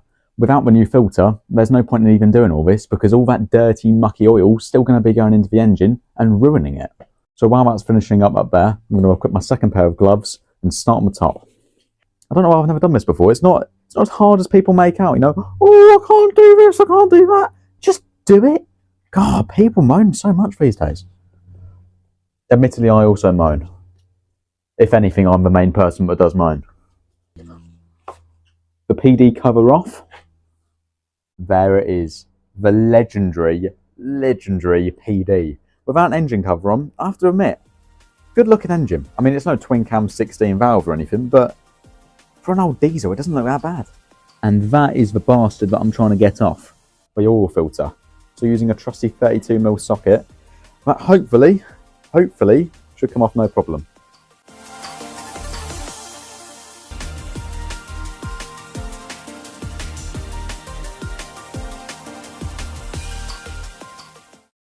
Yeah, I don't know how long this has been in my car. I mean, I had it serviced when I first got it, and I've done 13,000 miles since then. So I doubt that is going to be doing much good. It is like an accordion though, isn't it? It's like an air filter, like la-da-da-da-da-da-da-da-da. Now at this point I am going to have to go back to the YouTube video because, I mean, look at that. No idea what to do with that. I mean, look at it. I've got no idea where to go with this. So in that video, the man simply gets his flathead screwdriver, sort of goes in there, and levers it off. Why won't you work? But I refused to give up. Although you're only watching about 10 seconds fast forwarded here, reality was this was about 25 minutes straight, but eventually, probably with luck, this happened.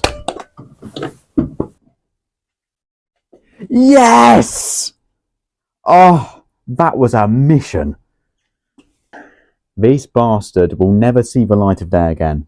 So now I should just give that a clean, give the actual holder a clean, put the new one in, Bob's your uncle. And I have to replace these little rings as well.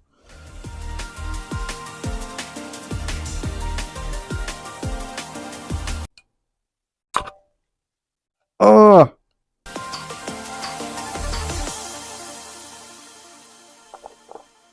New filter in. So let's do that back up tight, and I've actually done a thing.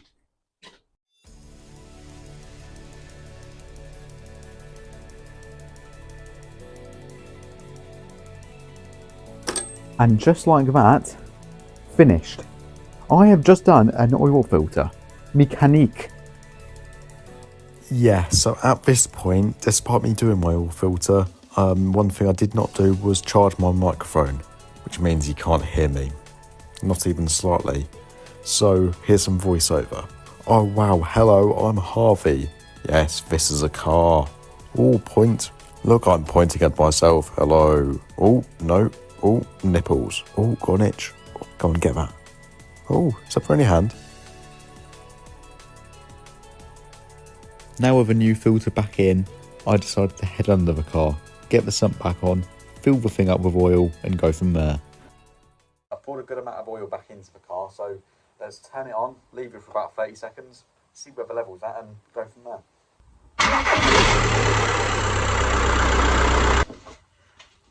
Yeah, there's not much in there.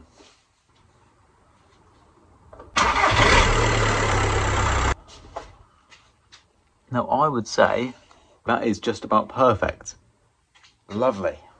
But with that, the time now has come to call it the halfway mark, get a zesty beverage in me, and then start on the fuel filter. We're going to change the fuel filter out because when I got this car remapped, they basically told me fuel filters you've got is obviously clogged and shit. It's just not doing its job and you can barely get enough fuel into the thing. So hopefully, once this has come out, not only should fuel economy go right back up, I should actually be making a bit more power. And after watching a few videos, it seems simple enough. There's a few sort of pipes to pull out with some pliers, unplug a couple of things, take it out, put the new one in, redo those pipes. Job's a good one.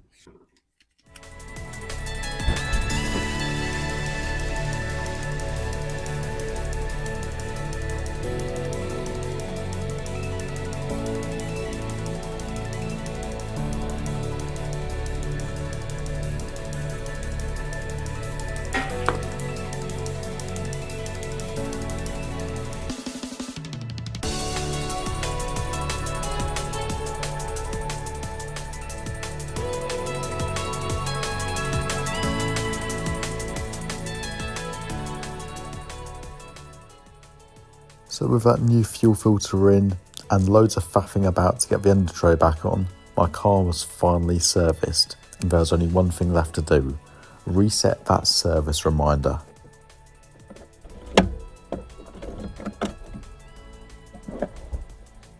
Didn't say please service. Oh, it's done it! It's done. About 4.5 hours that took me. Turns out, biggest part of a problem, biggest issue I had through the whole thing, that under tray. Why do Germans make things difficult? There was about 6 different bolts, none of the holes lined up, and half of it was stuck on the zip ties. Admittedly, the zip ties were probably done by someone else, not a Volkswagen, but still, pain in the arse that was. Other than that though, fuel filter went in like a piece of piss, the oil change was nowhere near as hard as I thought, and then to finish it all off, I reset the service sign, so when I get in the car now, it doesn't go beep, beep, beep. Which honestly, I find a bit weird. I mean, I'm not used to that. I'm used to a car not being looked after. But for once, I actually got my hands mucky. I've done some work, and I mean, hopefully that shows. The car's running well now. I went for a quick spin around the block to make sure it was all fine, and ignoring the massive trail of oil following me, we had no problems. That was a joke. There was no trail of oil. I got away fine. But now it's finally time to call it a day. I can stop laying on my back messing around with a sump plug. But doing this service has opened my mind to doing more work, making this even more of an animal, or buying a new car and doing some silly mods to that. But I hope you all enjoyed, and I'll see you all in the next one. Can I get over 100 miles per gallon? Last year, you may have seen I took my 1.9 TDI Polo across the UK and I managed to break 87 miles per gallon. And with everything I've done to the car and what I'm going to do today, I think I can get even better. The way that I'm going to test this is by driving to Caffeine and Machine, the hub for cars, caffeine and machines. Of course, refueling it before I leave and refueling it at the end of the day. And then, with a few quick calculations, I can work out what I've done. Of course, the question is, why am I doing this? Well, the car's going to be going for sale in a few months, so this should hopefully boost the value. So the question is, what am I going to do to improve fuel economy? I mean, I've got a few ideas in my brain, and if you saw my last video, I stuck blue tape all over the front of this thing to make it more aerodynamic and slippy. And I'm still going to be using that tactic. However, I'm going to take it to the next level. I think you'll like what I'm going to do. And with a few other things I've done over the last year, fuel economy should be way up. I mean, what I've done is remap and service the car, and then I took out the big silly aftermarket air filter for something more standard. And with all of that mixed in with 55 miles an hour behind a lorry, I should be way beyond 100 miles per gallon. I mean, this is a 1.9 TDI, 1.9 PD best engine, and I will fight anyone in the comments who tells me otherwise. So, first thing to do is change out these Porsche wheels, because not only are they way bigger than the standard ones, well, they're heavier, which means fuel economy is just going to be terrible. So this, well, it sounds quite simple in your head. Take some wheels off, put some wheels on. However, because the Porsche wheels are a different lug size, they've gone from 5x100 to 5x130, which means I've had to put these adapters on. And, well, it was all going well. 1, 2, 3, 4, till number 5.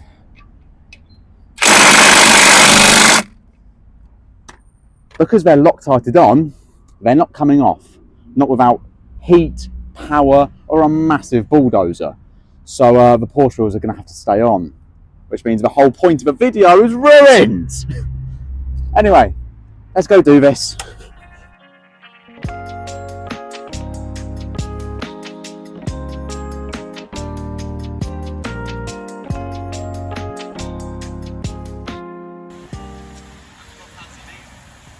Put fancy diesel in it? I want to put old school diesel. No fancy diesel. One Mr. Flick. Right, I'm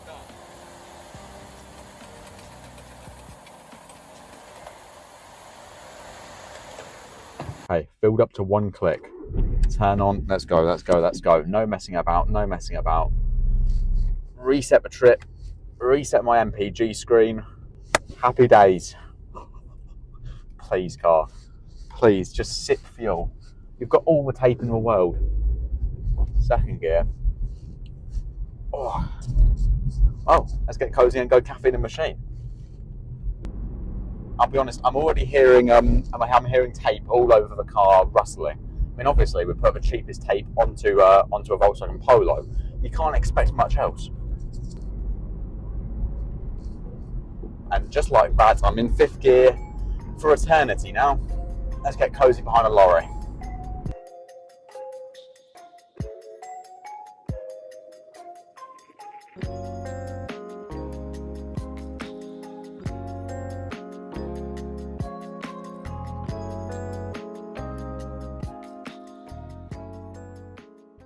Now, usually, I'd have that sunroof open. Because of MPG, sunroof staying closed. It's hurting my soul, but what else can you do? I'm behind a Polish lorry. I see you. I'll get out of that lane soon, by the way.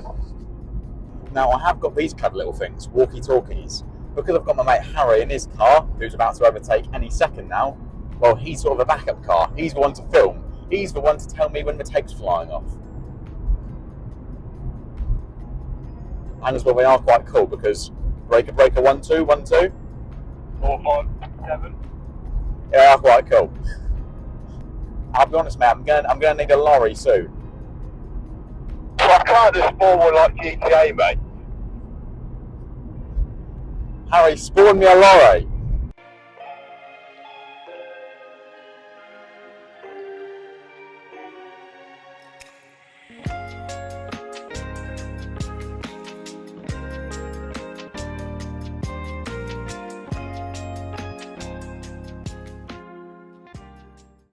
How many miles per gallon are you getting? Do you want me to tell you what the screen's telling me, or do you want me to lie? The screen's telling me right now half of what I'm meant to be getting. Hey.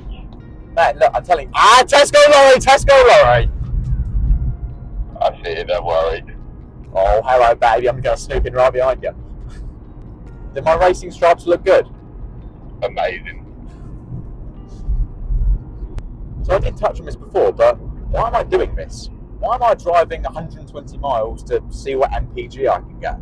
I mean, the car's going to be going soon. I'm selling the thing. I'm going to move on to something else. I still don't really know what yet.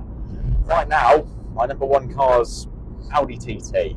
I absolutely love them. I'm in there about £1,500 for 150 mile an hour, 225 horsepower, four-wheel drive, 6-speed turbo manual. It's all the key words that a man could want an Auto Trader packed into one car for 1,500 quid. Hold out your hand, give me it. Then again though, other options. I could go get a BMW Z3 with a straight 6. I could get a Golf GTI. I could get a plethora of things with a V6. But what do I want? I don't really know. I really don't know. I mean, you can probably all tell me in the comments, keep your Polo, it's better. The Polo is the safe answer. Keeping this that does loads of MPG and looks quite good and honestly really quite fast with that remap. That would be the safe thing to do. But I don't want it. I want some fun in my life. I'm 18. I don't want a diesel. I want something a bit silly and a bit loud. It does really annoy me though that I can't put those standard wheels back on. I mean, that was the whole point of the video. Put the standard wheels back on, which are thinner and going to be better on fuel, and then I can put some silly aero ducts on the rear wheels. I mean, I've done it slightly with a bit of tape, but because those Porsche wheels are so much wider, I just can't do it. They're sticking out further than my arches. Alright, I'm going to go for the overtake and try and get behind that lorry. Good luck, good luck. The slowest overtake in history. No one's ever overtook at 55 miles an hour. That was more like 50, mate. Maybe my speedo's a bit out, man. I'm saying I'm doing 60. We're doing 51. I'm sorry, my speedo's out by 9 miles an hour. Got bigger rims on it, remember? Bollocks. Oh, look at this horrible, horrible Audi. It's yellow, isn't it? Oh. Someone would have bought that brand new an option to piss yellow as the colour. I mean, we're getting overtaken by another truck, mate. Double MPG.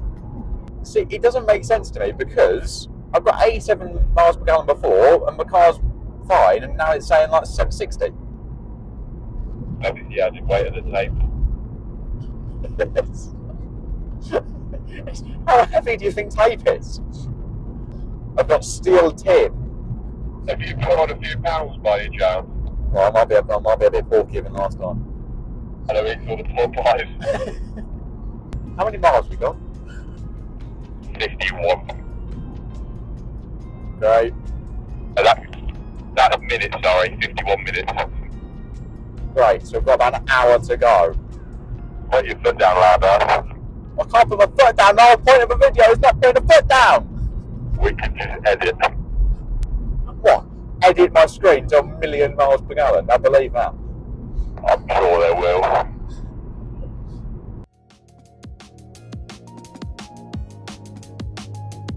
Harry, there's a Kia with a chameleon window tint. I hate it. And it has the M Sport mirror caps and louvers. Oh, what a stupid man. See, my little screen here is telling me 61.4 miles per gallon. 61. Now, I got 87 before. Admittedly, the screen at the time was telling me about 76 when I got 87, actually, when I filled it up and did the maths. So, I have to get, what, 85 mpg to get 100 realistically? And I'm on 61. 60 now because I'm going uphill.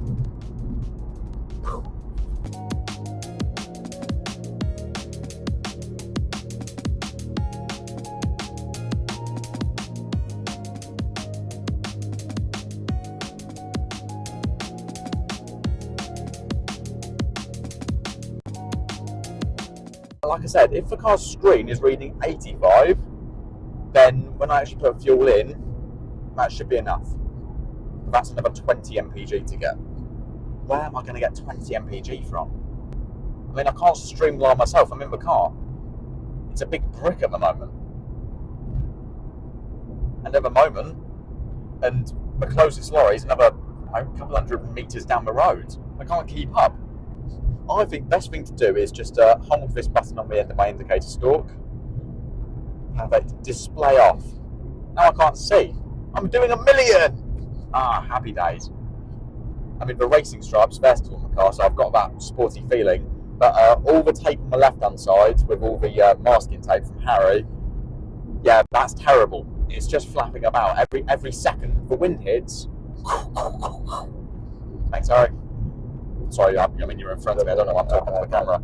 Oh, we're behind a lorry going downhill. Happy days. What more could you want? My live readout is telling me 126, 93, 81. No, go back up! 141. Oh, just sip, please. Just sip. Polo, please. Polly the Polo. I'll bring your name back. I'll call you your name. Oh, this challenge is an absolute shambles. See, I can use the radio, but I don't know how that's going to affect electricity and fuel economy and all that shit. And more importantly, I haven't got Bluetooth. Same issue I had last time, which means the best channel I'm going to get. Let's have a look. Capital Anthems. Let's see what's on. Hopefully it's not copyrighted. It will be. It's copyrighted. Harry, I'd love to challenge you to a game. What is it? So when we get to Caffeine and Machine, obviously big car park, loads of cars, we each have to. So I'll say an interesting car and you say an interesting car. Alright, let me word this better. Alright, we both name a car each. Whoever sees that car has to pay for drinks, or the other way around. Fair enough. As in, so like, let's say I think, like, we have to say a supercar, Audi R8. You name a car. Aventador. Yeah. So if we see an Aventador, you have to pay for drinks, and if we see an R8, I have to pay for drinks. Change me car. No. Alright, let me go from the beginning.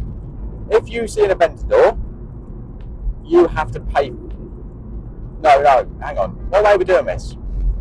Alright, well let's both pick a brand new car, and whoever doesn't see that car has to pay for drinks. Okay, sound. I'm gonna go for a Nissan GTR. Like an R35 GTR. Yeah. So if we see an R35 GTR, who's paying drinks? You. Okay. If we see a Volkswagen Golf, you have to pay for drinks. No play. Don't know why I went for a GTR, mate. Obviously, we're going to see a Golf. Golf is the most common car in the world. Yes. So we go to Caffeine and Machine, we'll have a car park. If we see a GTR, I'll pay for drinks. If we see a Golf GTI, you pay for drinks. No, I say just any golf in general. So if we see any golf in general, you're going to pay for my drink.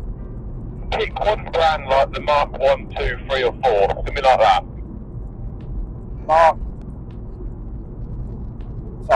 5 Golf. If we see a Mark 5 Golf, you pay for drinks. If we see a Nissan GTR, I pay for drinks. Nice, then we're coming up for this next one. Happy days.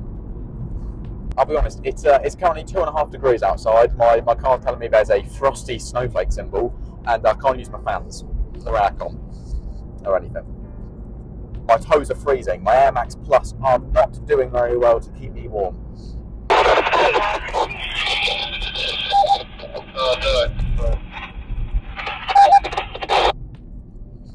Yeah, that is the issue of walkie-talkies. I don't know what the legality is, but I did just listen to someone else's conversation. Ooh, hello to Samira. Harry, do you remember these lights when you had your Subaru Impreza and I had this car before the remap and I absolutely smashed you in a drag race? Yeah, because my clutch burnt out. The clutch wasn't the issue, it was just slow. And that. First exit is roundabout, first exit, over and out, over and out. Over and out, over and out, first exit, over and out. First exit, over and out, over and out. Oh, have you thought of a CV name yet? No. I'm going to go Warwick, like Warwick Davis, you know. As in the famous midget, Warwick Davis. Yep. Why are you going to go Warwick Davis? Saw Warwick on a sign and I thought, oh. I just remember the TikTok meme of him tucking his bollocks into his wellies.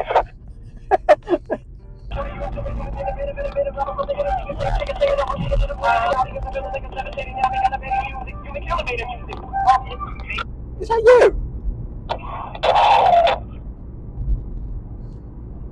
Oh, I think Harry's just blew up. Oh, there's a Jag as well coming up. We've just been overtaken. Oh, it's a supercharged R! Who drove me says? Oh, yeah.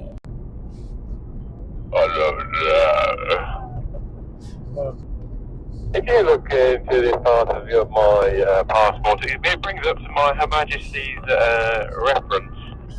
So, what's MPG saying? Do you want my honest answer? It's 67. There's no lorries. I'm stuck behind nothing. I can't really do much. I'm just hoping suddenly we go down a massive downhill stretch for about 20 miles. However, I don't think it's going to happen. Keep watching till the end though, because you never know. I do know it's not going to happen. Somehow though, all of the tape's still on the car. I'm fairly sure I've still got my rear arches. In fact, let me work out. Let me just put my electric mirrors down. Yep, still got rear arch tape. It's actually a really good feature. Thanks Volkswagen for adding in these electric mirrors so I can check on my rear arches. Good job. So, sit rep. The walkie-talkies died, despite being fully charged, so that was what, 40 minutes of use. Fuel economy is terrible, and I've lost Harry, and I've got no idea where I'm going. Oh, I'm sorry, Ranger, I can't move out. Oh. Come on, we're nearly there now. In a nice little quaint place, we've got a little cottage going on, some trees, all steam's coming out of his house. Oh, it's like 1939, just with left German bombers overhead, famine and poor people. And I'm really hoping we see a Mark 5 Golf. I mean, that's like the most common car on UK roads, right? I mean, there's one... Oh no, I don't want to be buying drinks. We're going to a supercar meet. Obviously there's going to be a Nissan GTR. Everyone of my mum's own a Nissan GTR. No! Finally though, after about 60 miles, loads of ranting and a very, very cold Harvey, we made it to Caffeine Machine. Yeah, do you want to see what the MPG is? Kind of, yeah. So 100's the target, yeah? 100.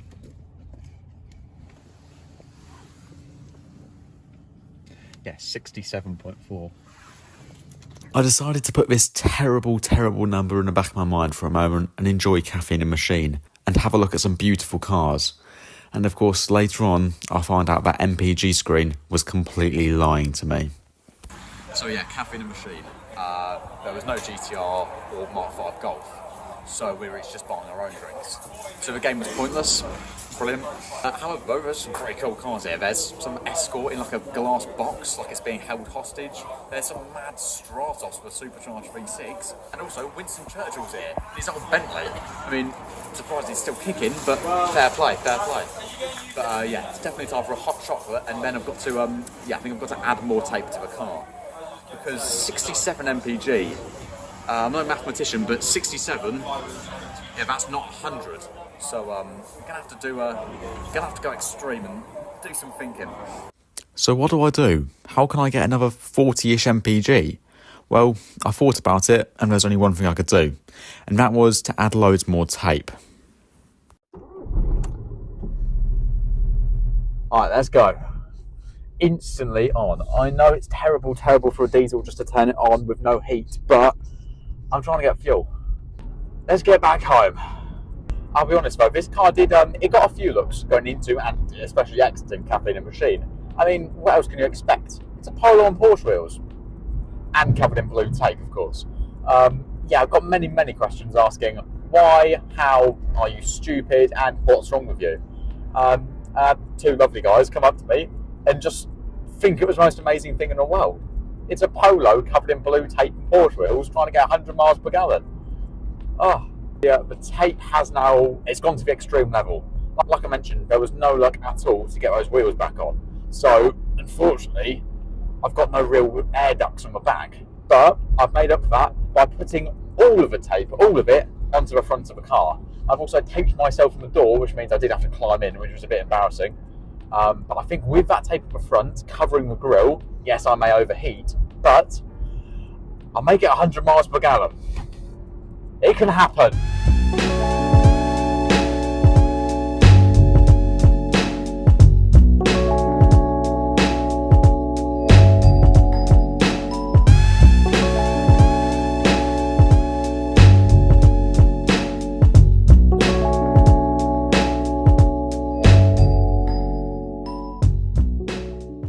And with darkness falling, I edged closer and closer to home.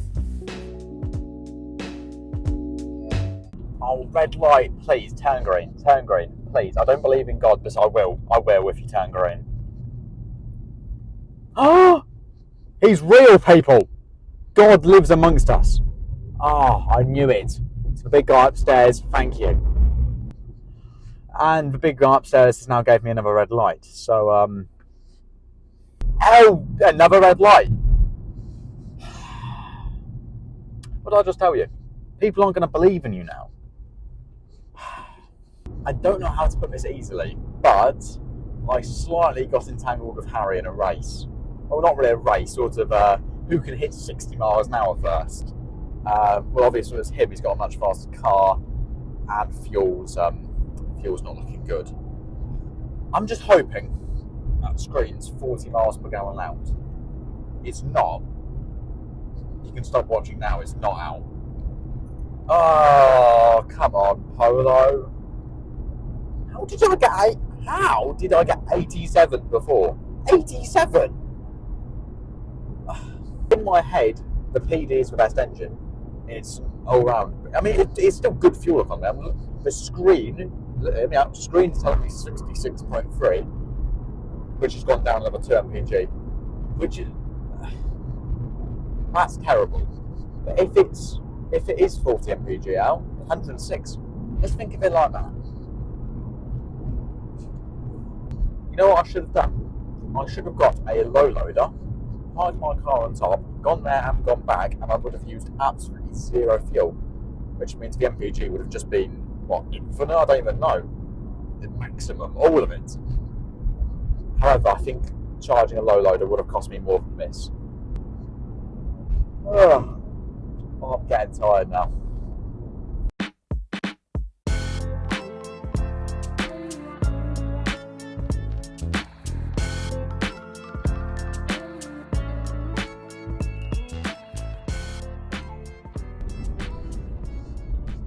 So about 10 minutes to go now.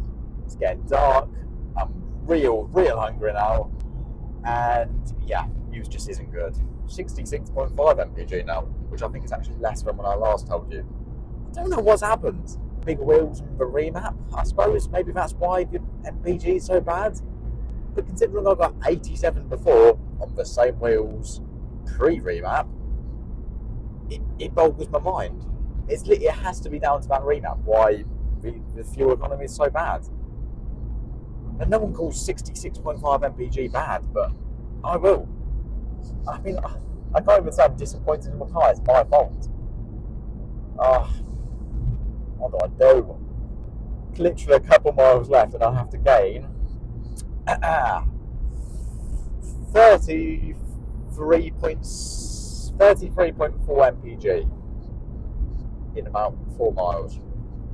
You can do it. So unless I fill it up and magically the screen's completely wrong, I'm afraid we ain't doing 100 miles per gallon today. I still love the car though. It's brilliant. It does everything I need. It's a great first car. To anyone out there looking for your first car, go get one of these. They're brilliant. 1.9 TDI Volkswagen Polo. Go get a Fabio and Ibiza with the same engine. They are absolutely bulletproof. When you're really trying, especially if you don't have a remap, great MPG, and of course, loads of power and infinite torque. These things are just brilliant. Well, let's at least try and creep up any miles per gallon I can before I actually get to the fuel station. Come on, at least it's downhill, I can coast. Please! Not like this. Oh, Mercedes, move. Brilliant. I can see the petrol station and I'm stuck in traffic. Why is it so busy? Just because it's Saturday at 4:54, perfect rush hour basically. God, it just doesn't make sense to me. Well done, car. You did a good job. Let's find out what we did. So with the car filled back up with diesel and hitting that first click surprisingly quickly, I then had a good look through my trip, see what sort of numbers I did, and then I let Harry do the calculations. So let's see what we got. So, that was a long journey, a horrible journey, and one bloody cold journey. Of course, not being able to use any heating and barely even using the lights, it wasn't great. And I mean, look at me. The car looks like a tit. It looks so stupid. And if the screen's telling me right, MPG in the 60s, which is not just a long way off the challenge of a video, but a hell of a way off of the 87 I got before, when the car had much less tape and didn't have a service and a remap and a standard air filter in.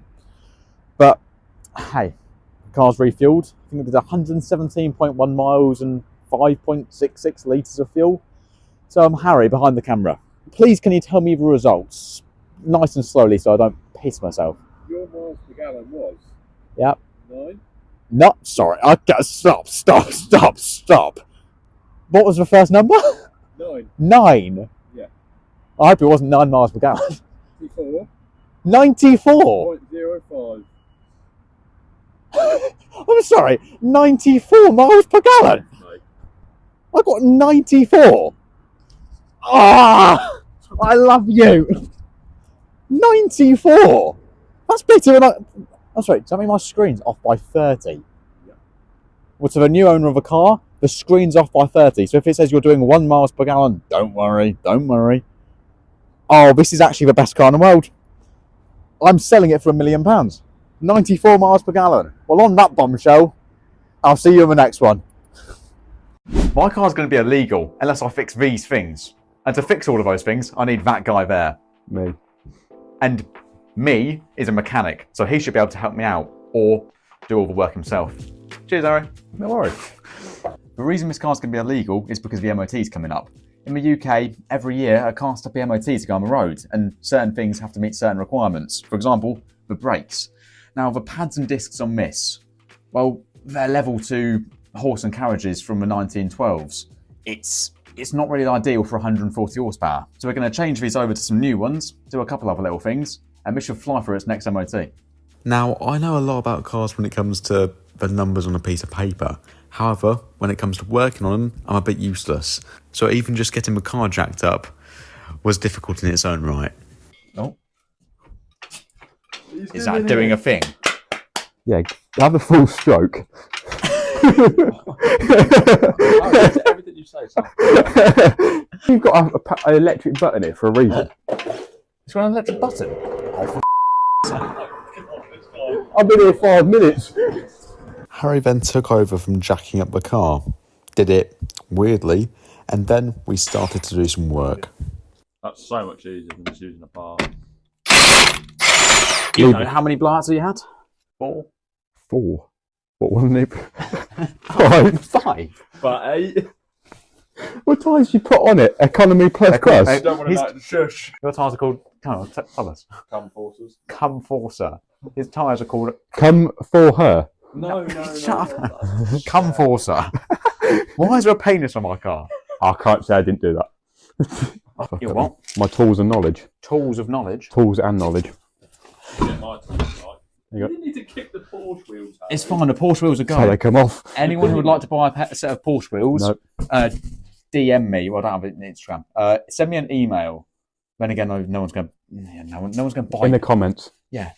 Post a comment, and I'll. Post a comment with your address. And I'll put my address in the comments if you want to come pick up these Porsche wheels. And with this lack of car knowledge I've got, even getting the hub adapters off, which seemed to be super glued to the car, Harry had to step in. How's things?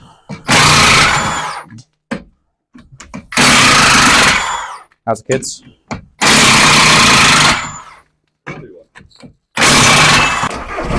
Right, just turn it this way.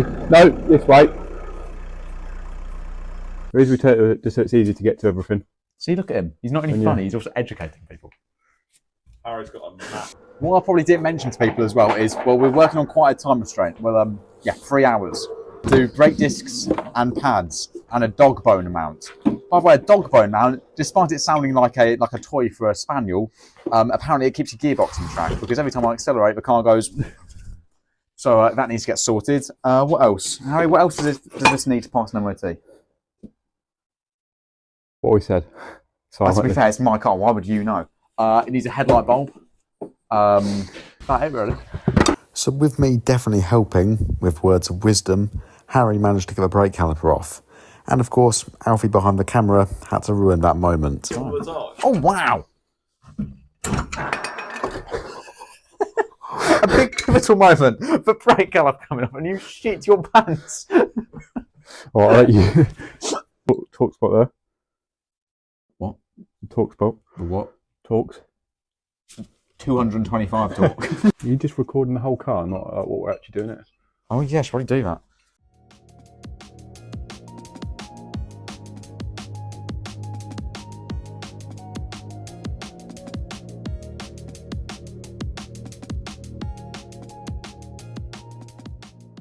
So if I just put the disc on like that. Yep. But remember, you've got to put this little pin in.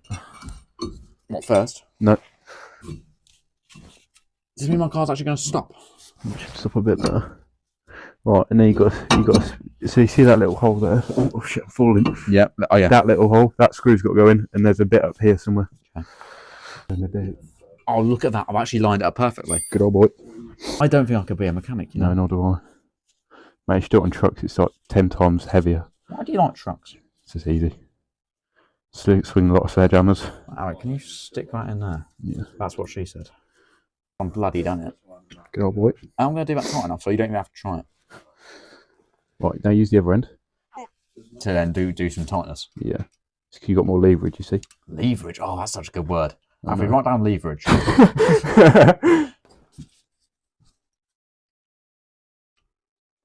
I was going to title this like, can a novice do brakes? Now I'm going to change it to, can my friend do brakes on my car? Yeah. So now, can my mechanic friend do normal things? Can my friend do his job? Do mechanic. So would that stop anything? Is that ruined? No, it's still got meat on it. Oh, so could I pass an MOT with that? No. Not really, no. Because look at the lip on the What if bottom I of the paid pad. him £50? Yeah. Oh. Get away with anything then, can't we? So why have I just spent £100 on pads and discs and everything? To make sure it's road legal. Yes, but if I can pay a man £50, I would have actually been rude Right, about you. This is, keep turning that one in that way. yeah. This is actually completely alien to me. I like, you know me, I bored you to death with facts. I've told you so many. I'm boring you to death now with this, aren't I? So stick, so it goes like that. So stick it in there. Yep. So like the little prongs need to be inside. Yeah. See, I think so when I did my service, although I had no idea what to do, It's self-explanatory. and I learned a lot. I actually learned. Yeah, that's in nicely. See, it's not a very educational video, but That's fine. it shows an idiot doing something. Yeah. Watching. And that one goes and being in there, like that. Huh? Pretty much. Shut up! It's not just my channel. My channel has other things, like other cars. I was playing Need for Speed Heat earlier. You played Need for Speed Heat earlier. Yeah. Sorry, terrible game. Oh, mate, Even Alfie can agree, terrible game. I was getting so upset at it. Yeah, because it's terrible. You should play it. No, it's horrible. Is Heat the one with like it's like in Miami or something? It's got day and night. Yeah. Oh, you know what? You know what's terrible? Payback. Payback was awful. I liked it. Payday. Yeah. Oh, Payday's a good game. Oh, it's Cool. Yeah. Sick. Oh, off. Does this happen at work? Yep. Why do you keep doing it then? It. It doesn't make sense. If you hate it, why do you do it? Because it pays the bills. So much. How old are you again? 19. Why do you sound 45? What bills have you got to pay? Beamer. And with us stopping yapping, we actually managed to get some work done. Got the front right brake done and even got the stand wheels back on my car. And I have to say, did look a bit strange at first. Alright, standard wheels back on. That just leaves 3 more to do, and the pads and discs on the other side. I'll be like, why is there so many penises on my bonnet? Did you do any of these? I only did that little one. It represents mine. Why did you do it going into the other? No, I did that one first. Harry, that's not how sex works. I did that one first. Yeah. This is the B's and the B's. Peas and the The B's and the B's. Alfie did that one, then Yeah. that one. Then he did it like a palm tree. Alfie did the square things. Yeah. I was confused about the square things. Alright, Harry, do I need to move the car over? Yeah, a little bit. So I have to drive it with one 15-inch wheel? Yeah. Great. Alright, I'm quite nervous. Do you think the brake's going to work? It'll work. Are you sure? 99.9% sure. That's not 100% sure, Harry. I'm 100% sure, don't worry. Now it's just time for the other side's brake. And that means it's my turn. Okay, Harry, you were with me the other day to do the MPG thingy. Yep. Get these off. Now, if you saw that video, you'll notice these adapter things did not come off because of that bolt there. Because of Loctite and magic by the people who put them on, they just refused to come off. So hopefully with this absolute behemoth of a gun, we can do, I mean, how much, tell me the torque numbers. It's about a 2,000 Newton meter breakaway. 2,000 Newton meters. Yeah, and about 1,600. That's almost as much as my car. Probably a bit more, but And it's snap on. Come on. 3, 2, 1. it did come off. Are you telling me? Are you sure that came off? Yes! I've done a thing. High five. High five! And whilst working on getting the caliper off, we decided now would be the best time to have a tea and some biscuits. Got bro. We've basically had 3 hours. You've got to go at 9, yeah? Yeah. Well, I like your YouTube pose. Thank you you. very much. So you've got to go at 9, yeah? Yep. And we've done half a job. Yeah, probably take about an hour and a half each. You're very good at presenting at the moment. Thank you. Where's this come from? I know. Anyway, got halfway through, and well, do you know how much time we've used? About an hour and 40. 2 hours. Shit. Eventually, we had a coffee break. We did have a brew. Had some bickies. Brew and bicker. Brew and bicker. All right, let's get this shit done. Where do I start? So you want to take the disc off? We've got a little screw in there, mate. Yeah, I know. I've seen it once. This isn't your before. first rodeo. They say I've done this at least one time. Remember, righty-tighty, lefty-loosey. Bumbles. Both our cars have bum walls. Oh, My man. I'm gonna have to like blur a lot of the stuff I talk about my car because the video on that car will be going out next week. Oh, is it? Half the video is what car am I gonna get? Oh, honest. Yeah, that disc. Oh my god, this disc is absolutely. So here, battered, this is isn't where we're looking. bit lipped up there, bit lipped there. Sometimes, if you're not lucky, you can get cracks that go through here. Oh shit.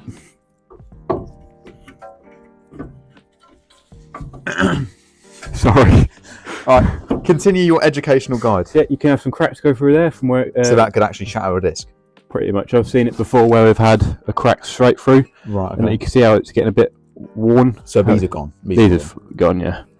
So if that actually did crack, what would happen on the road? Would I Nothing would happen because it's. But I mean, like, would the disc shatter in the wheel and it would go mental? No, you'd be fine. Oh, okay. We haven't got nothing to worry about. You've got to take the pad out there as well. So I need to take pads out, disc on. Copper slip all around here, so it makes it Pads easy out for the next person. Pads out first. Is this just a knocking situation or? Yep, just pull. Oh, You've done a thing. I've done a thing. Right. So I already know so many people are going to moan at me in the comments because I'm just letting the calipers like hang. Because you're meant to do it properly and not hook them up, aren't you? You can get special tools to put them back on. Look, people, don't moan at me. I'm new to this. How is everyone? How's your parents? Just checking on them sometimes, you know. Just make sure everyone's okay, you know. Look after your kids. Go work. Just do things, you know. Look after yourself. That's some advice from Uncle Harvey. What you got? Thank you. I'm going to attempt to do this with no assistance. Then use that nut bit and just. Right, it should pull out now. New pads in. Hook it up. No. Disc first. Put the copper slip on it. Over there on it. Yep. Are you enjoying this? Yeah. Being on mechanical on that, helping out, being helpful Harry. Your new name. Can I call you that? Or will you kick me? I will kick you. Cool. I'll put your brakes on wrong so you can't stop.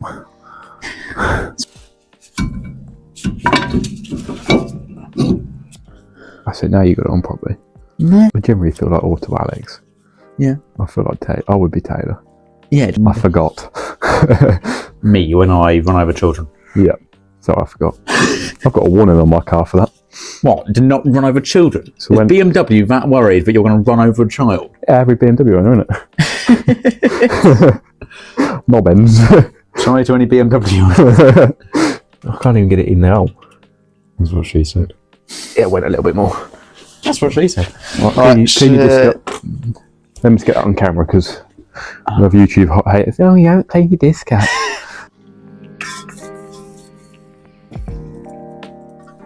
I'd say that's pretty damn clean. Pads done, right? Yep. That just pop out, is that? See? Yeah, fair play. Screwdriver. You thought, oh, it's me easy, isn't it? Yeah, I did. Yes. You just don't know. Yeah, Lula, look at it. Down low. And I was going to say is,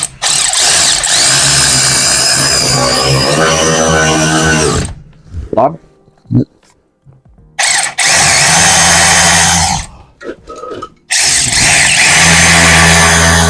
Right, do them up, and then you got to remember you.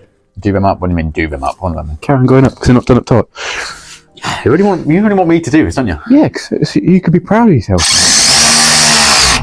Now push down on it. Hold the torch this side. There she goes. Happy days. Happy day. Lovely jubbly. Happy day. High five. High five. Right, wheels on and then back wheels and done. No, you forgot to put your caps in. They're not bad to do, though, are they? What? Brakes. Yeah, it's obviously they're a bit like complicated. And once you get your head round it, it's just a piece of piss. And obviously, I'm guessing it's very similar for all cars, isn't it? But yeah. So now the brakes were done, it just left me the job of putting the wheels back on. Pressing a button.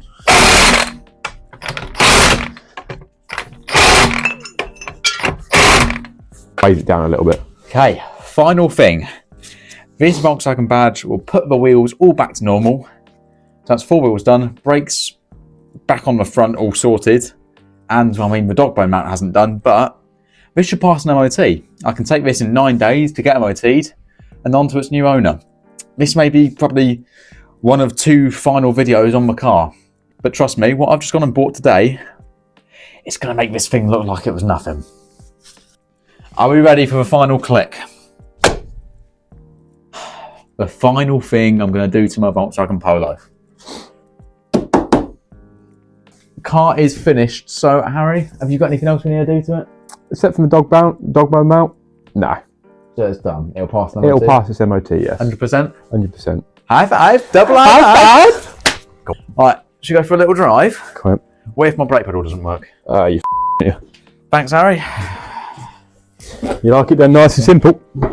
So with the brakes done and my car back on its standard wheels, me and Harry went for a quick drive. Started to bed them in, but that was the brakes finished. Just leaving the dog bone mount. Okay, you joined me on day 2. Harry's gone, so I'm by myself. As a roadman would say, I'm on my ones. I'm on my Jack Jones. And, well, I said in my video earlier on, I'm not going to do the dog bone mount. I'm just going to get a brake sorted. But the car's going to be sold. I don't want to sell something that's broken and knocks all the time. I want to sell something that's solid. So we're going to get this crazy contraption fitted to the car. Hopefully this should stop any knocking, make it drive a hell of a lot nicer. I mean, it's just one more thing that's ticked off my list of stuff I've done to cars. I mean, this whole thing's a learning process for me. I know all the facts and figures about cars, but when it actually comes to working on things like this, I'm pretty useless. So let's jack this thing up and hopefully we can get this fitted, because fingers crossed it's not too complicated, but time will tell.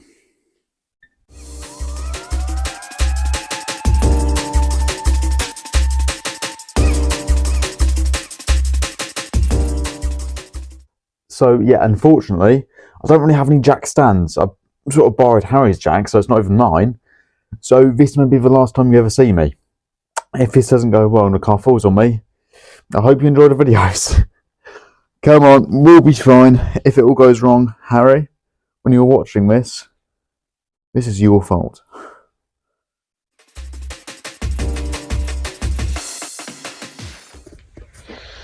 Okay, boys and girls, it's been about 2 and a bit hours since you last saw me.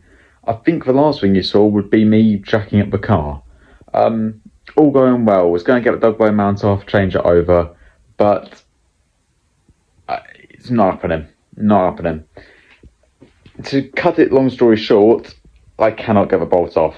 I've tried impact guns, I've tried pure muscle, I've tried everything I can. And unfortunately, I just can't get it off. The main issue I've got is just not having the space. Obviously, the car's just on a jack. With no one else with me, I can't really safely drive up a set of ramps, because if I go over the front of them, the car's ruined. The car's going in for its MOT on Tuesday. It's not a necessary thing, and I've already got the part. I'm sure if I pay him like £50 or something, it's a 10-minute job. So that's going to be the plan with that. That's going to be a job for a garage. Just pay a man. He can do it. I know it's not great for a learning curve of a Mr. Harvey YouTube channel, but is what it is. And of course, with the car I've got next, I've got a lot of plans, and I mean a lot of plans with what I'm going to do with that thing. But hey, we've changed brakes, pads and discs. That's still a massive thing that most people will be scared of doing. And with the other little bits done, this car will be a great thing for someone. I've got a few tyres already, and might be going to a friend's, so I might still see this car around. It might end up going along with all the other PDs and be a black smoke shooting big turbo monster. Only time will tell. Now, you should have just watched the outro to this video. However, Harry's not going to let me go down without a fight. We're going to get that dog bone mount changed.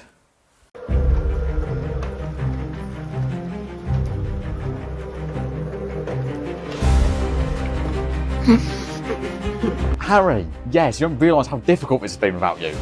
Oh, please, can you help out, mate? After taking that beating like a man, we got the car on the ramps, and of course, started to get this dog bone mount done, which ended up being the worst choice we ever made. As you just saw, Harry's here. The man who's actually going to, help. I struggled a tiny bit to get this thing on, the dog bone mount. Hopefully, with this on, the gearbox will stop rattling about, things will just work better. If not, good luck to the new owner. Okay, so the big problem now is getting this under tray off. I've struggled with this many times, so I'm not letting it defeat me one more time. All I need to do is get the back end of it off. Then I can reach the dog bone mount. Happy days. Take the whole thing off.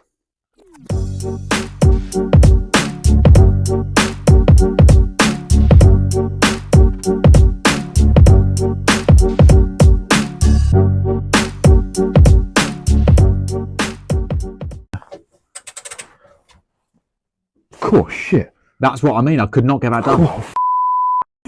So this is fixed. That's the one. Cool. I couldn't get it done. Oh shit. Do you understand why I couldn't get it done? Yeah, I can see why. Stop swearing. Sorry. Got to remember, I'm from the mechanic trade.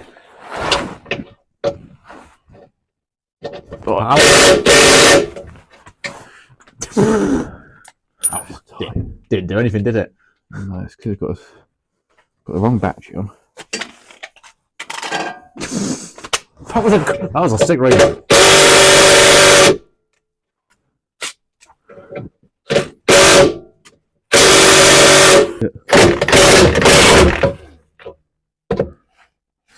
Are those good noises or bad noises? I think good noises. Good noises? Yep. Good noises? Got it off. You beautiful man. Great success! Okay, thanks to you, absolute beautiful man behind the camera, we've managed to break that bolt free. I was having an absolute nightmare with it, and Harry, you can now see why. So, what are you telling me to use to get this off? Because I'm surrounded by power tools. That one. That one. Okay. Where am I looking? Where is it? Bit further back, mate. Oh, is that? What head on? My head was under it. So that thing there. Yeah. That's it. But that is an industrial bolt, isn't it? Jesus Christ. No wonder it was a pain to get off. It's not that big. Yes, it's at least average. All right.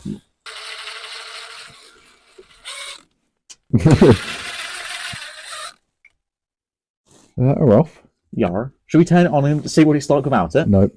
Okay. Should we have a little look-see at this and see why it was given up? Of course.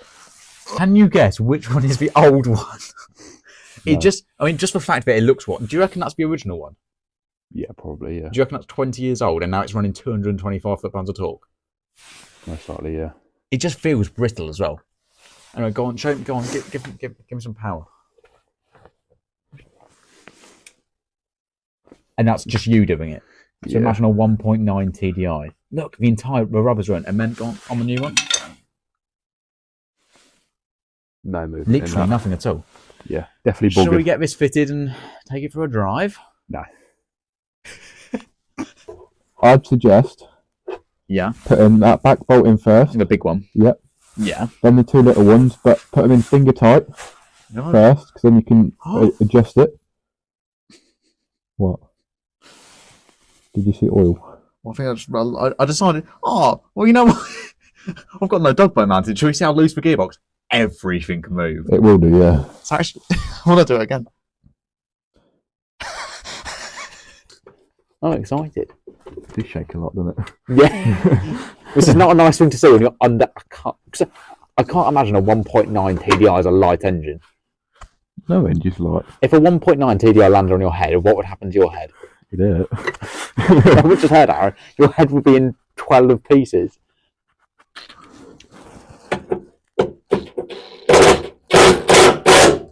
Right, you can do the rest. Oh, Harry! Yeah. What? What do we not consider a rest? You may as well just finish it off while you're under. Sure. I'll do a bit. You can do the rest. All you've got to do is tighten it up a little bit. I'll tell you to stop.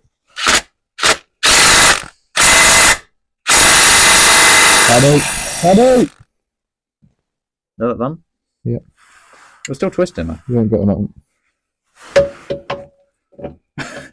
The issue is I can't really hear you. Yeah. Keep going? Yeah. You've just snapped it. What's that mean? You've snapped the bolt. What's that? Oh, Harry, can you give me a quick rundown of what just happened with that bolt? Well, because someone was a bit of a melon and didn't listen to his supervisor. That's right, no, look, Mr. Supervisor, I couldn't hear you because I had a drill in right next to my ear. Okay. Alright, yeah, but anyway. We've snapped the bolt. Yep. And we're going to attempt to fix it, hopefully. What's the chance? Give me a percent. Is this like a 99% chance fixing? Yeah. Oh, you said 99% chance? We can fix this. Or what if we just get a new bolt? We can't just get a new bolt because half of it's snapped in there. Oh. It's a casserated nut. A casserated nut? Yeah, it's Sounds like a 90s boy band. It's welded to the subframe. So, okay. So we're now off to Harry's work to borrow some tools. And fingers crossed it goes well. We can only hope. And minutes turned into hours. And once it hit about 3 hours of Harry chiseling and doing everything he could to get that bolt out, we had no luck at all. So, the Polo. It's not gone well. Last thing you would have seen is us completely struggling to get that bolt off. When I say us, I mean Harry. He tried to take over, he wanted to fix it, but that bolt was not budging. So we've been a bit stuck really. Without the dog bone mount in, the car's not just gonna fail the MOT. You can barely drive it. You've got your engine mounts at the top and sides sort of holding it all together. And underneath, that one there, it's just rocking. So it's at the garage. I've had to nurse it there. When I say nurse it there, I mean like 15 miles an hour max. Got there in the end okay. My life's still intact, but the Polo's gonna need some work. We can only hope that it's just gonna be drilled out, happy days, but time will tell. It's Tuesday as I'm recording this bit, and that should be the day you're seeing a video. So yeah, can't really tell you the results, but I suppose you'll probably find out in the future if there's any more videos on the car, unless of course it's blown up. But I hope you enjoyed the video. An idiot and a mechanic working on a car. I'll see you all in the next one. How far can we drive in 24 hours? And to find out the answer to that question, I've brought these idiots along with me. We've shoved all the luggage in the back and we're going to go on an adventure. We're in the middle of Northamptonshire today. We're going to see how far we can go in 24 hours. And that 24 hours starts now. Do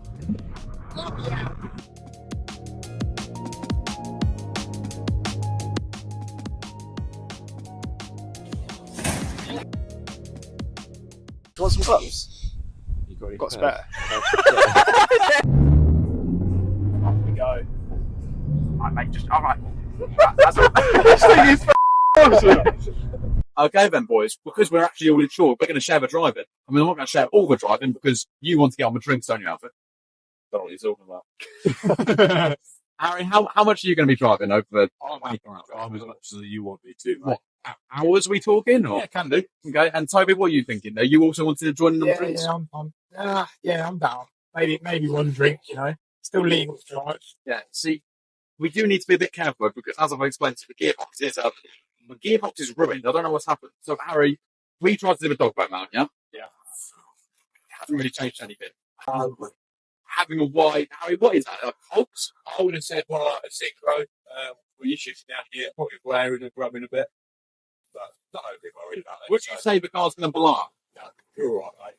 Happy days. I'm not worried about it, so. Oh, yeah. See, with four people and a boot full of shit. 60. That is ridiculous. That is ridiculous. So much talk.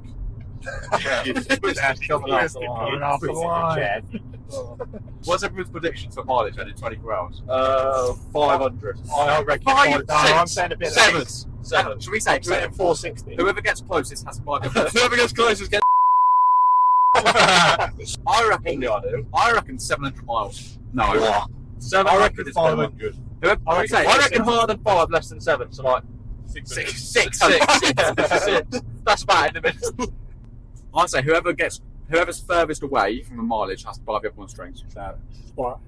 I'll put it in me nose. Alright, let's say Harvey, you best hope you don't lose, you know. Alright, let's say final number, Alfie, what are you thinking? I'm gonna go for 600 miles. 6 miles in 24 hours. Ooh, okay. So 500. 530. Alfred? 600. 601. You've just changed it again.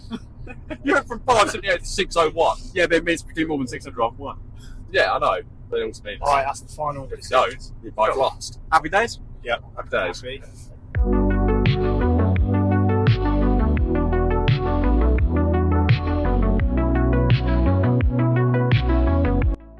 And after a quick stop at the Golden Arches motorway service, we got back on the road to get more miles done.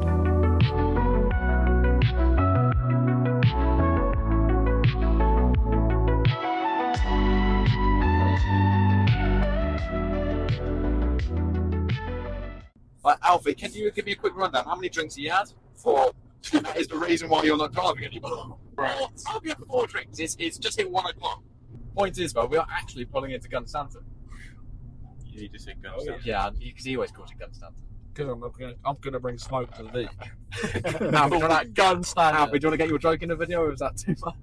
Anyone else has ever called it Gunstanton? No, mate, that's an original first fable. That's an original called call. Gunstanton. Gunstanton. I guarantee Bring you it they're to the not. beach. I guarantee you there's some wannabes in Hunstanton that are like, oh yeah, welcome to Hunstanton. Come to Gunstanton. So what we said, we just find somewhere to park up, go arcades. Yeah, sounds good. How much we put down? What do you mean? What, in the arcade? I'm not spending £100 out. How much money have you got? How long have we spent? What, 2 hours to get here? And we've done 64 miles. Oh, we're finished. Alfie, what's the maths on that? If we did that for 24 hours straight. What, so how many miles? How many hours? 2 We've done hours. 64 in about 2. So that's 32 miles an hour, rough. Obviously, you're taking for 2 hours, but 10 hours and 32 miles, 320 miles. 320, and we each get up 500. Wait, 24 hours?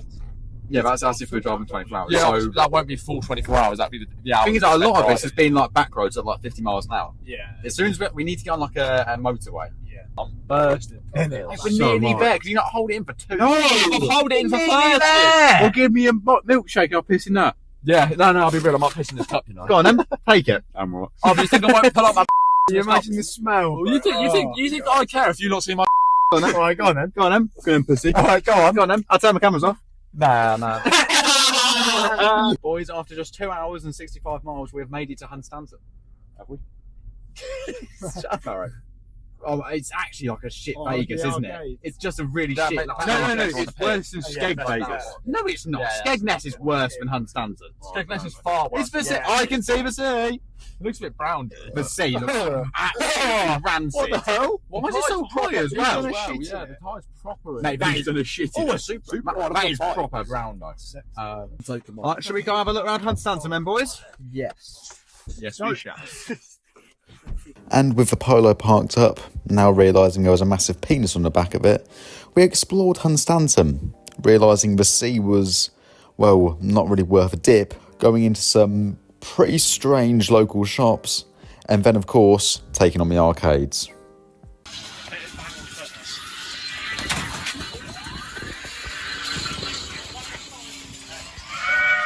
£5.50 for Harry. Go on, Toby.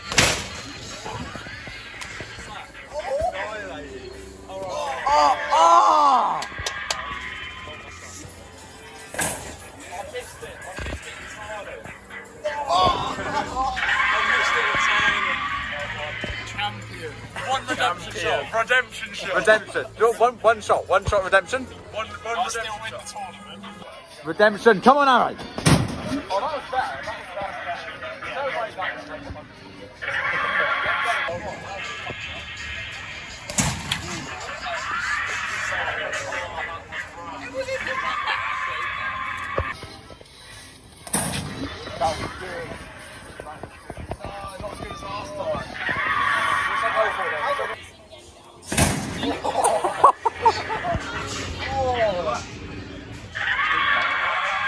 Okay, so after what, half hour in Hunstanton, Alfie smashed us all on the punching machine, and where are we off to now? Harry, whose suggestion was this? Was it mine or yours, Harry? I think it was yours.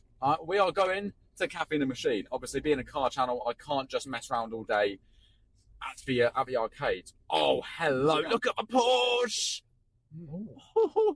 That's at 11:05, so 3 hours to 2 o'clock now. We've done 66 miles. So we've averaged 20 miles an hour. Based on the fact that we're gonna finish in back where we started tomorrow, our displacement for the day will be 0. We've technically gone nowhere. Yeah, we've gone, yeah. Yeah. But it's not just that, it's the fact that, so if we're averaging 20 miles an hour over 24 hours, what's that? 880 miles. I don't think you've done enough math right. Yeah, 20 times 24. Yeah, that's assuming. No, Oh no, that's 480 miles. My bad. Sorry. So we're not even going to do 500 miles. Yeah, that's if we drive at 20 miles an hour. See, the thing is, coming Hunstanton was a terrible choice. Yeah. It's the roads were all like 50 miles an hour the entire way. Yeah, also we just the fact wanted that- to. Yeah, but you're specifically the one who said, I don't want to drive the motorway the whole time. Yeah, because you want to go on interesting roads. If we did the challenge of how far can you go in 24 hours and went up and down at 5 it wouldn't be a very interesting video. Harry would have fallen asleep in 10 minutes. Yeah. I'm already almost asleep. I might take a little It's because you've had 5 beers. I've had 5 beers. This is 5th, actually. I mean, I've not had 5. Let's do this then. Who's taking next drivers? Oh, he's taking it. Yeah, who wants to go on daylight? Who wants to be a fun of the polo? Go on, rock, paper, scissors. Don't get on the track or nothing like that. Who won? Boom. That's booming. So he can be at 5:15. Mile after mile, we were heading to Cafe in a Machine. However, a strong smell was coming from that gearbox.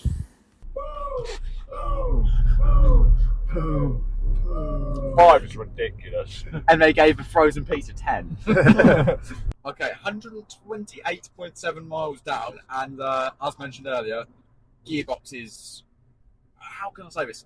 It's gone, it's broken, it's destroyed. Harry, so you just had a quick look, and give me 2 words to describe the gearbox right now. dripping oil.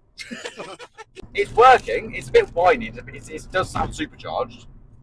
Harry, honestly, what do you think? Because we've still got minimum 200-300 miles to do. I couldn't say what. Yeah. It will lose a bit more oil. Yeah, but as long as there's oil in there. Look, all it has to do is make it this trip and it's done. But life, it is served its life, it's finished. The PD is done. Scrap it. I don't really want to scrap it though. It's got a sunroof. Sell the sunroof and I'll keep it. I'm going to sell what? Just cut out the sunroof? Yeah. I'll cut it out for you. Do you reckon it'll make it, yes or no? Huh? Do you reckon it'll make it, yes or no? Got my honest Answer, yes or no? Or do we take a Beamer? It's a 50-50. See, the issue is the Beamer's very boring and I don't like it at night time because it's too light and it pisses I me can off. turn the lights down for you. Yeah, but I want the Polo to make it. And because you're being short on it, you can drive it. Yeah, but But Polo. maps, Beamer. Map Polo. Dripping oil. Fully working Beamer. I shouldn't do that, should I? No.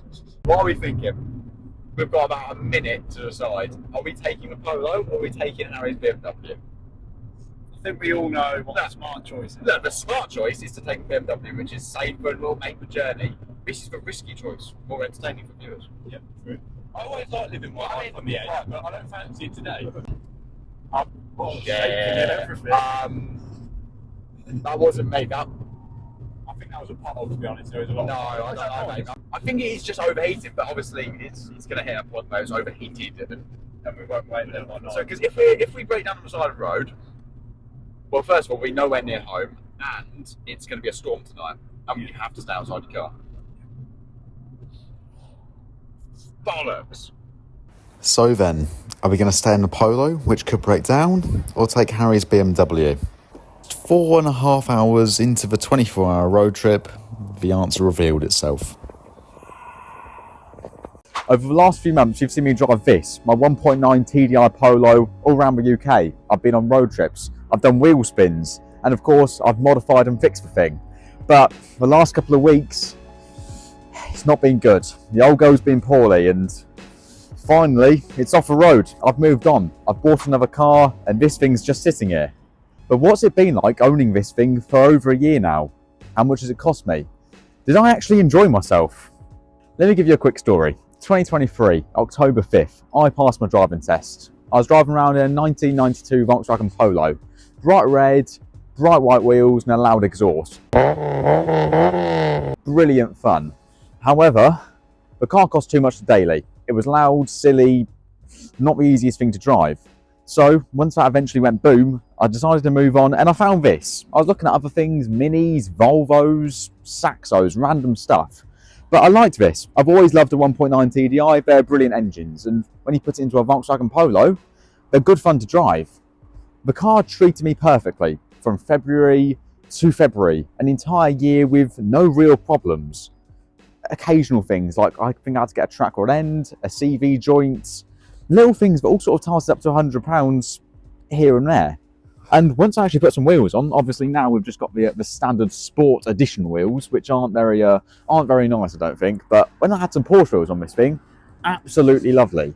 And with a remap on it, it was rapid. 140 horsepower in a Volkswagen Polo. I know 140 horsepower to those Americans out there is nothing. I mean, that's what your starter motor makes, just to turn on your Hellcat. But 140 horsepower in a Volkswagen Polo is hot hatch territory. I mean, 20 years ago, 2004, when this car was actually brand new, 140 horsepower is only 10 horsepower less than you found in a Golf GTI, the pinnacle of hot hatches. Admittedly, a Mark IV Golf GTI is, it's terrible. And to anyone who has a Mark IV Golf GTI, get a remap or something. So, the Polo, I nicknamed it Polly, went on road trips with it. You may have seen, I mean, this car is what's launched the channel. I started off doing a couple of little videos on my red Polo, but once I started bringing this into the mix and doing challenges like driving across the UK, getting MPG and remapping the thing, that's when the channel took off. I'm so grateful for this car. I mean, seriously, as a first car, technically not my first, but the first car I properly insured, properly drove, enjoyed, went on road trips with my mates. This thing has been brilliant. I cannot recommend the 9M Polo enough. And once you put a 1.9 TDI in it, the best engine for a Polo, I think. Diesels in little hatches are the best. I mean, when I remap this thing, 225 foot-pounds of torque. 225. Can I just repeat that one more time? 225. To give you a bit of perspective, an Audi TT, which I now also have and daily drive, a 225 horsepower one, the top basically, has 207 foot-pounds of torque. This Polo with a remap has more. How is that possible? How is that possible in a Volkswagen Polo? It was a handful, especially once I put the standard wheels back on. It's a serious handful. It just spins. It's got no traction control. I mean, it's got the optional electric sunroof, but no traction control. I don't know why you option no traction control, but thank you, because it's been brilliant fun. But you may have noticed I've just been ranting about memories with a car. And that's because I don't drive the thing anymore. For the last month or so, it's just sort of sat. I mean, the MOT was due. Didn't go well. Had some problems. Nothing major. A bit of an oil leak. Some faulty headlights. Typical sort of stuff. But that's not really where the car went wrong. This thing, the gearbox. How do I put this nicely? It's not working anymore. It's blown up. It's gone. It's kaput. It still works, but for sort of short periods of time. If you drive it for, let's say, an hour in the same gear, you'll hear a whine similar to a supercharged Mini Cooper. It's deafening. It's just which does get on your nerves a bit and does mean metal on metal, cog on cog, serious brokenness. And of course, leaky oil coming from a gearbox, drive shafts rattling about. It's a serious problem that's not just an easy fix, and it's going to be too much for me to handle, not just myself, but money-wise. I've just bought a new car. I can't afford to have two things, especially when I've sort of done my journey with a car. It served its purpose as a first car. And of course, sitting here for about a month now, will the thing even start? Well, let's find out. We're in neutral. 3, 2, 1. On the button. 1,500 quid, any of you can have it. So the best way to explain actually what's going on with the car, what's wrong with it, how much I've spent on the thing, of course, and of course just really how a year's been with the car, is by going for a drive, seeing what the thing's like. I mean, it's a bit broken, but it still works. So let's crack open that sunroof. You'd love to see it. Nothing better than an electric sunroof. And let's take this thing for a drive. Oh yeah. I can't go for a drive in it because it's not insured, not MOT'd, not taxed, nothing, which makes this car as good as scrap. As much as I love the thing, as much as I'd want to go rag it down a back road right now and use all its 4,000 RPM, I can't. So what do I do with the thing? So, like I've mentioned, the main plan for this thing is to get it gone. I've had a few people offer 500 quid, 400 quid, so on and so forth. It seems like a silly amount of money to get rid of what really is a decent car. I mean, it's got the electric sunroof that works. The engine is solid. It's just the gearbox for slowing it down. And without an MOT, it's not really worth too much. It's sad to see, but at the end of the day, it's a Volkswagen Polo. It's such a common car in the UK, even having the rare, cool, interesting engine. And only being about one of 500 actually left on the road, let alone being a 3-door with the options it's got, does make the car just a bit bland, a bit trafficky. I mean, to most people, it is a black 3-door Volkswagen Polo. To car guys, it's a little diesel hot hatch. But unfortunately, the thing's got to go. I would love to just put hundreds and hundreds of pounds into the thing and make it into an animal. But that's not going to be my job to do. And all going well, by the time this video actually comes out, the car should be sold. Because I've had one person very, very interested. If he actually buys the car, which you'll find out now,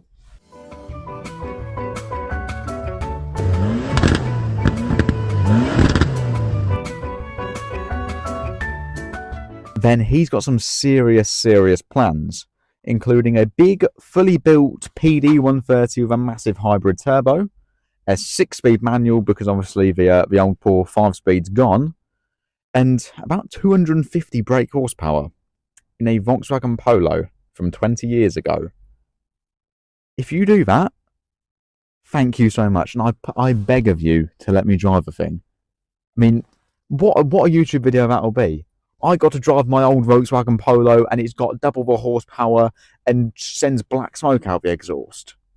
I mean, it'll probably have a popcorn limiter, and I hate popcorn limiters, but sometimes you've got to do things which you don't want to do. So, as much as I've loved this car, Polly, the Volkswagen Polo, the thing that I bet a lot of you will have subscribed for, it's going to be going. This is the final video. I've been on road trips. As I mentioned, I've done plenty of skids. Remapped the thing, MPG challenges. What else have I done with this? I mean, just general road trips. It's been all across the UK, north, south. It's had countless things inside the thing. This car has carried all 4 Porsche wheels when it had them. It's had like 5 people in, of course, no more because that's illegal. And it's just been endless fun. I mean, if you're getting a first car, don't just get a Vauxhall Corsa, please. Also, please ignore the breath.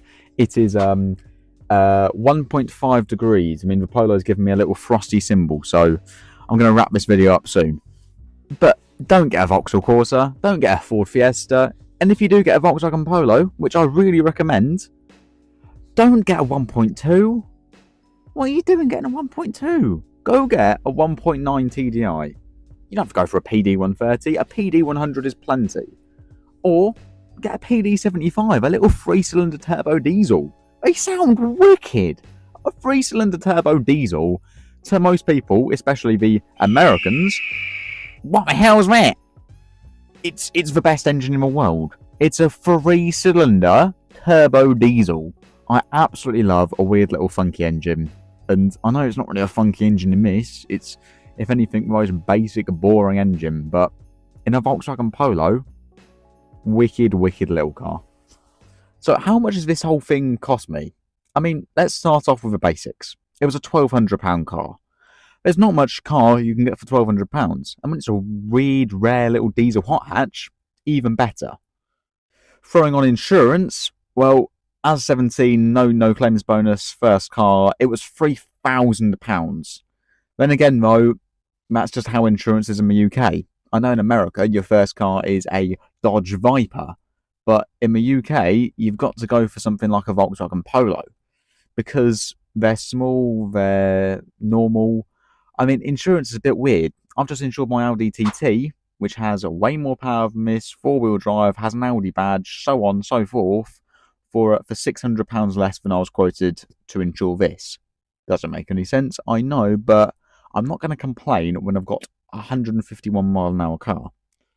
And then after I actually insured and got the thing on the road, I didn't do too much to it. I enjoyed it as it was. But I started making YouTube videos, which is where all the money went. The Porsche wheels, they were 250 quid with tyres, adapters. I'm not going to complain at that. Little fixes, literally all that's gone wrong with it is it's had normal serviceable items like our service, brake discs, brake pads, a couple £100 all in.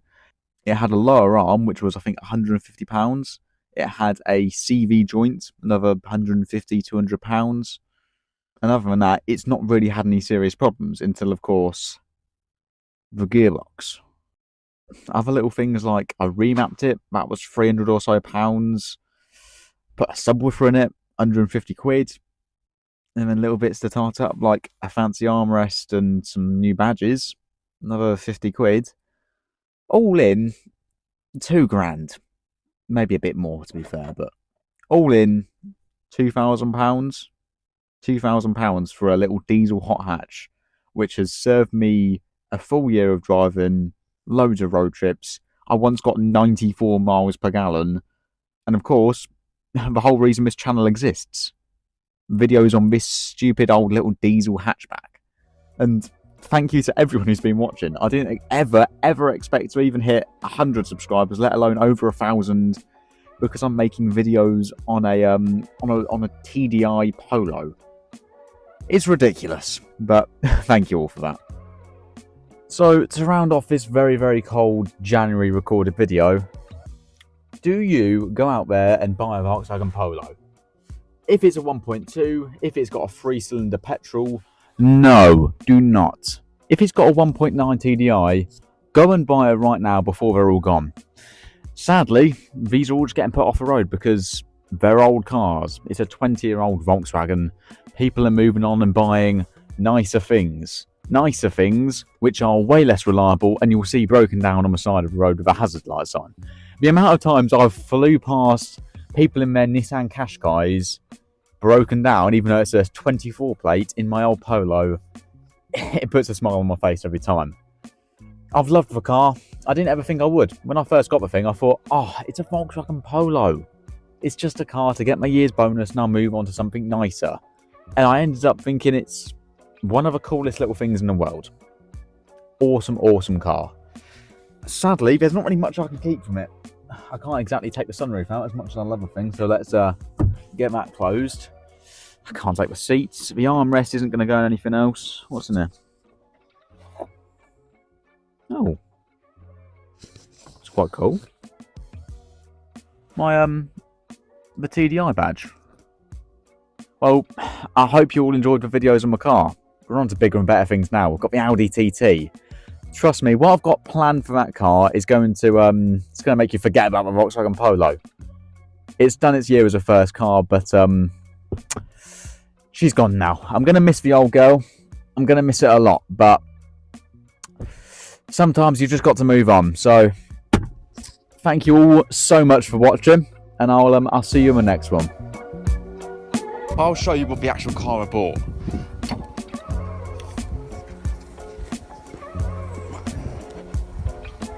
It's probably quite hard to address the fact that now I'm parked in front of a massive stack of hay bales. Economical is this car. That works out at an incredible 87 miles per gallon.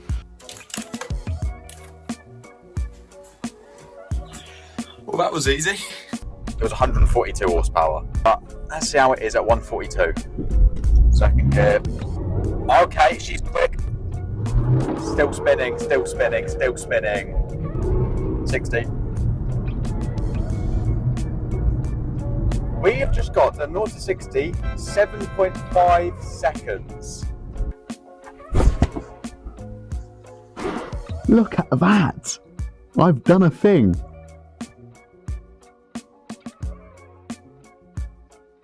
The famous midget, Warwick Davis. Yep. Why are you going to go Warwick Davis? I saw Warwick on a sign and I thought, ooh. I just remember the TikTok meme of him tucking his bollocks into his wellies. Your miles per gallon was 94. 94? 0.05. You just snapped it. What's that mean? You just snapped the bolt. What's up? You think I care if you not see my Alright, go on then. Go on pussy. Alright, go on. Go on then. I'll turn my cameras off. Nah. Gearbox is... How can I say this? It's gone, it's broken, it's destroyed. Harry, so you just had a quick look and give me 2 words to describe the gearbox right now. Dripping oil.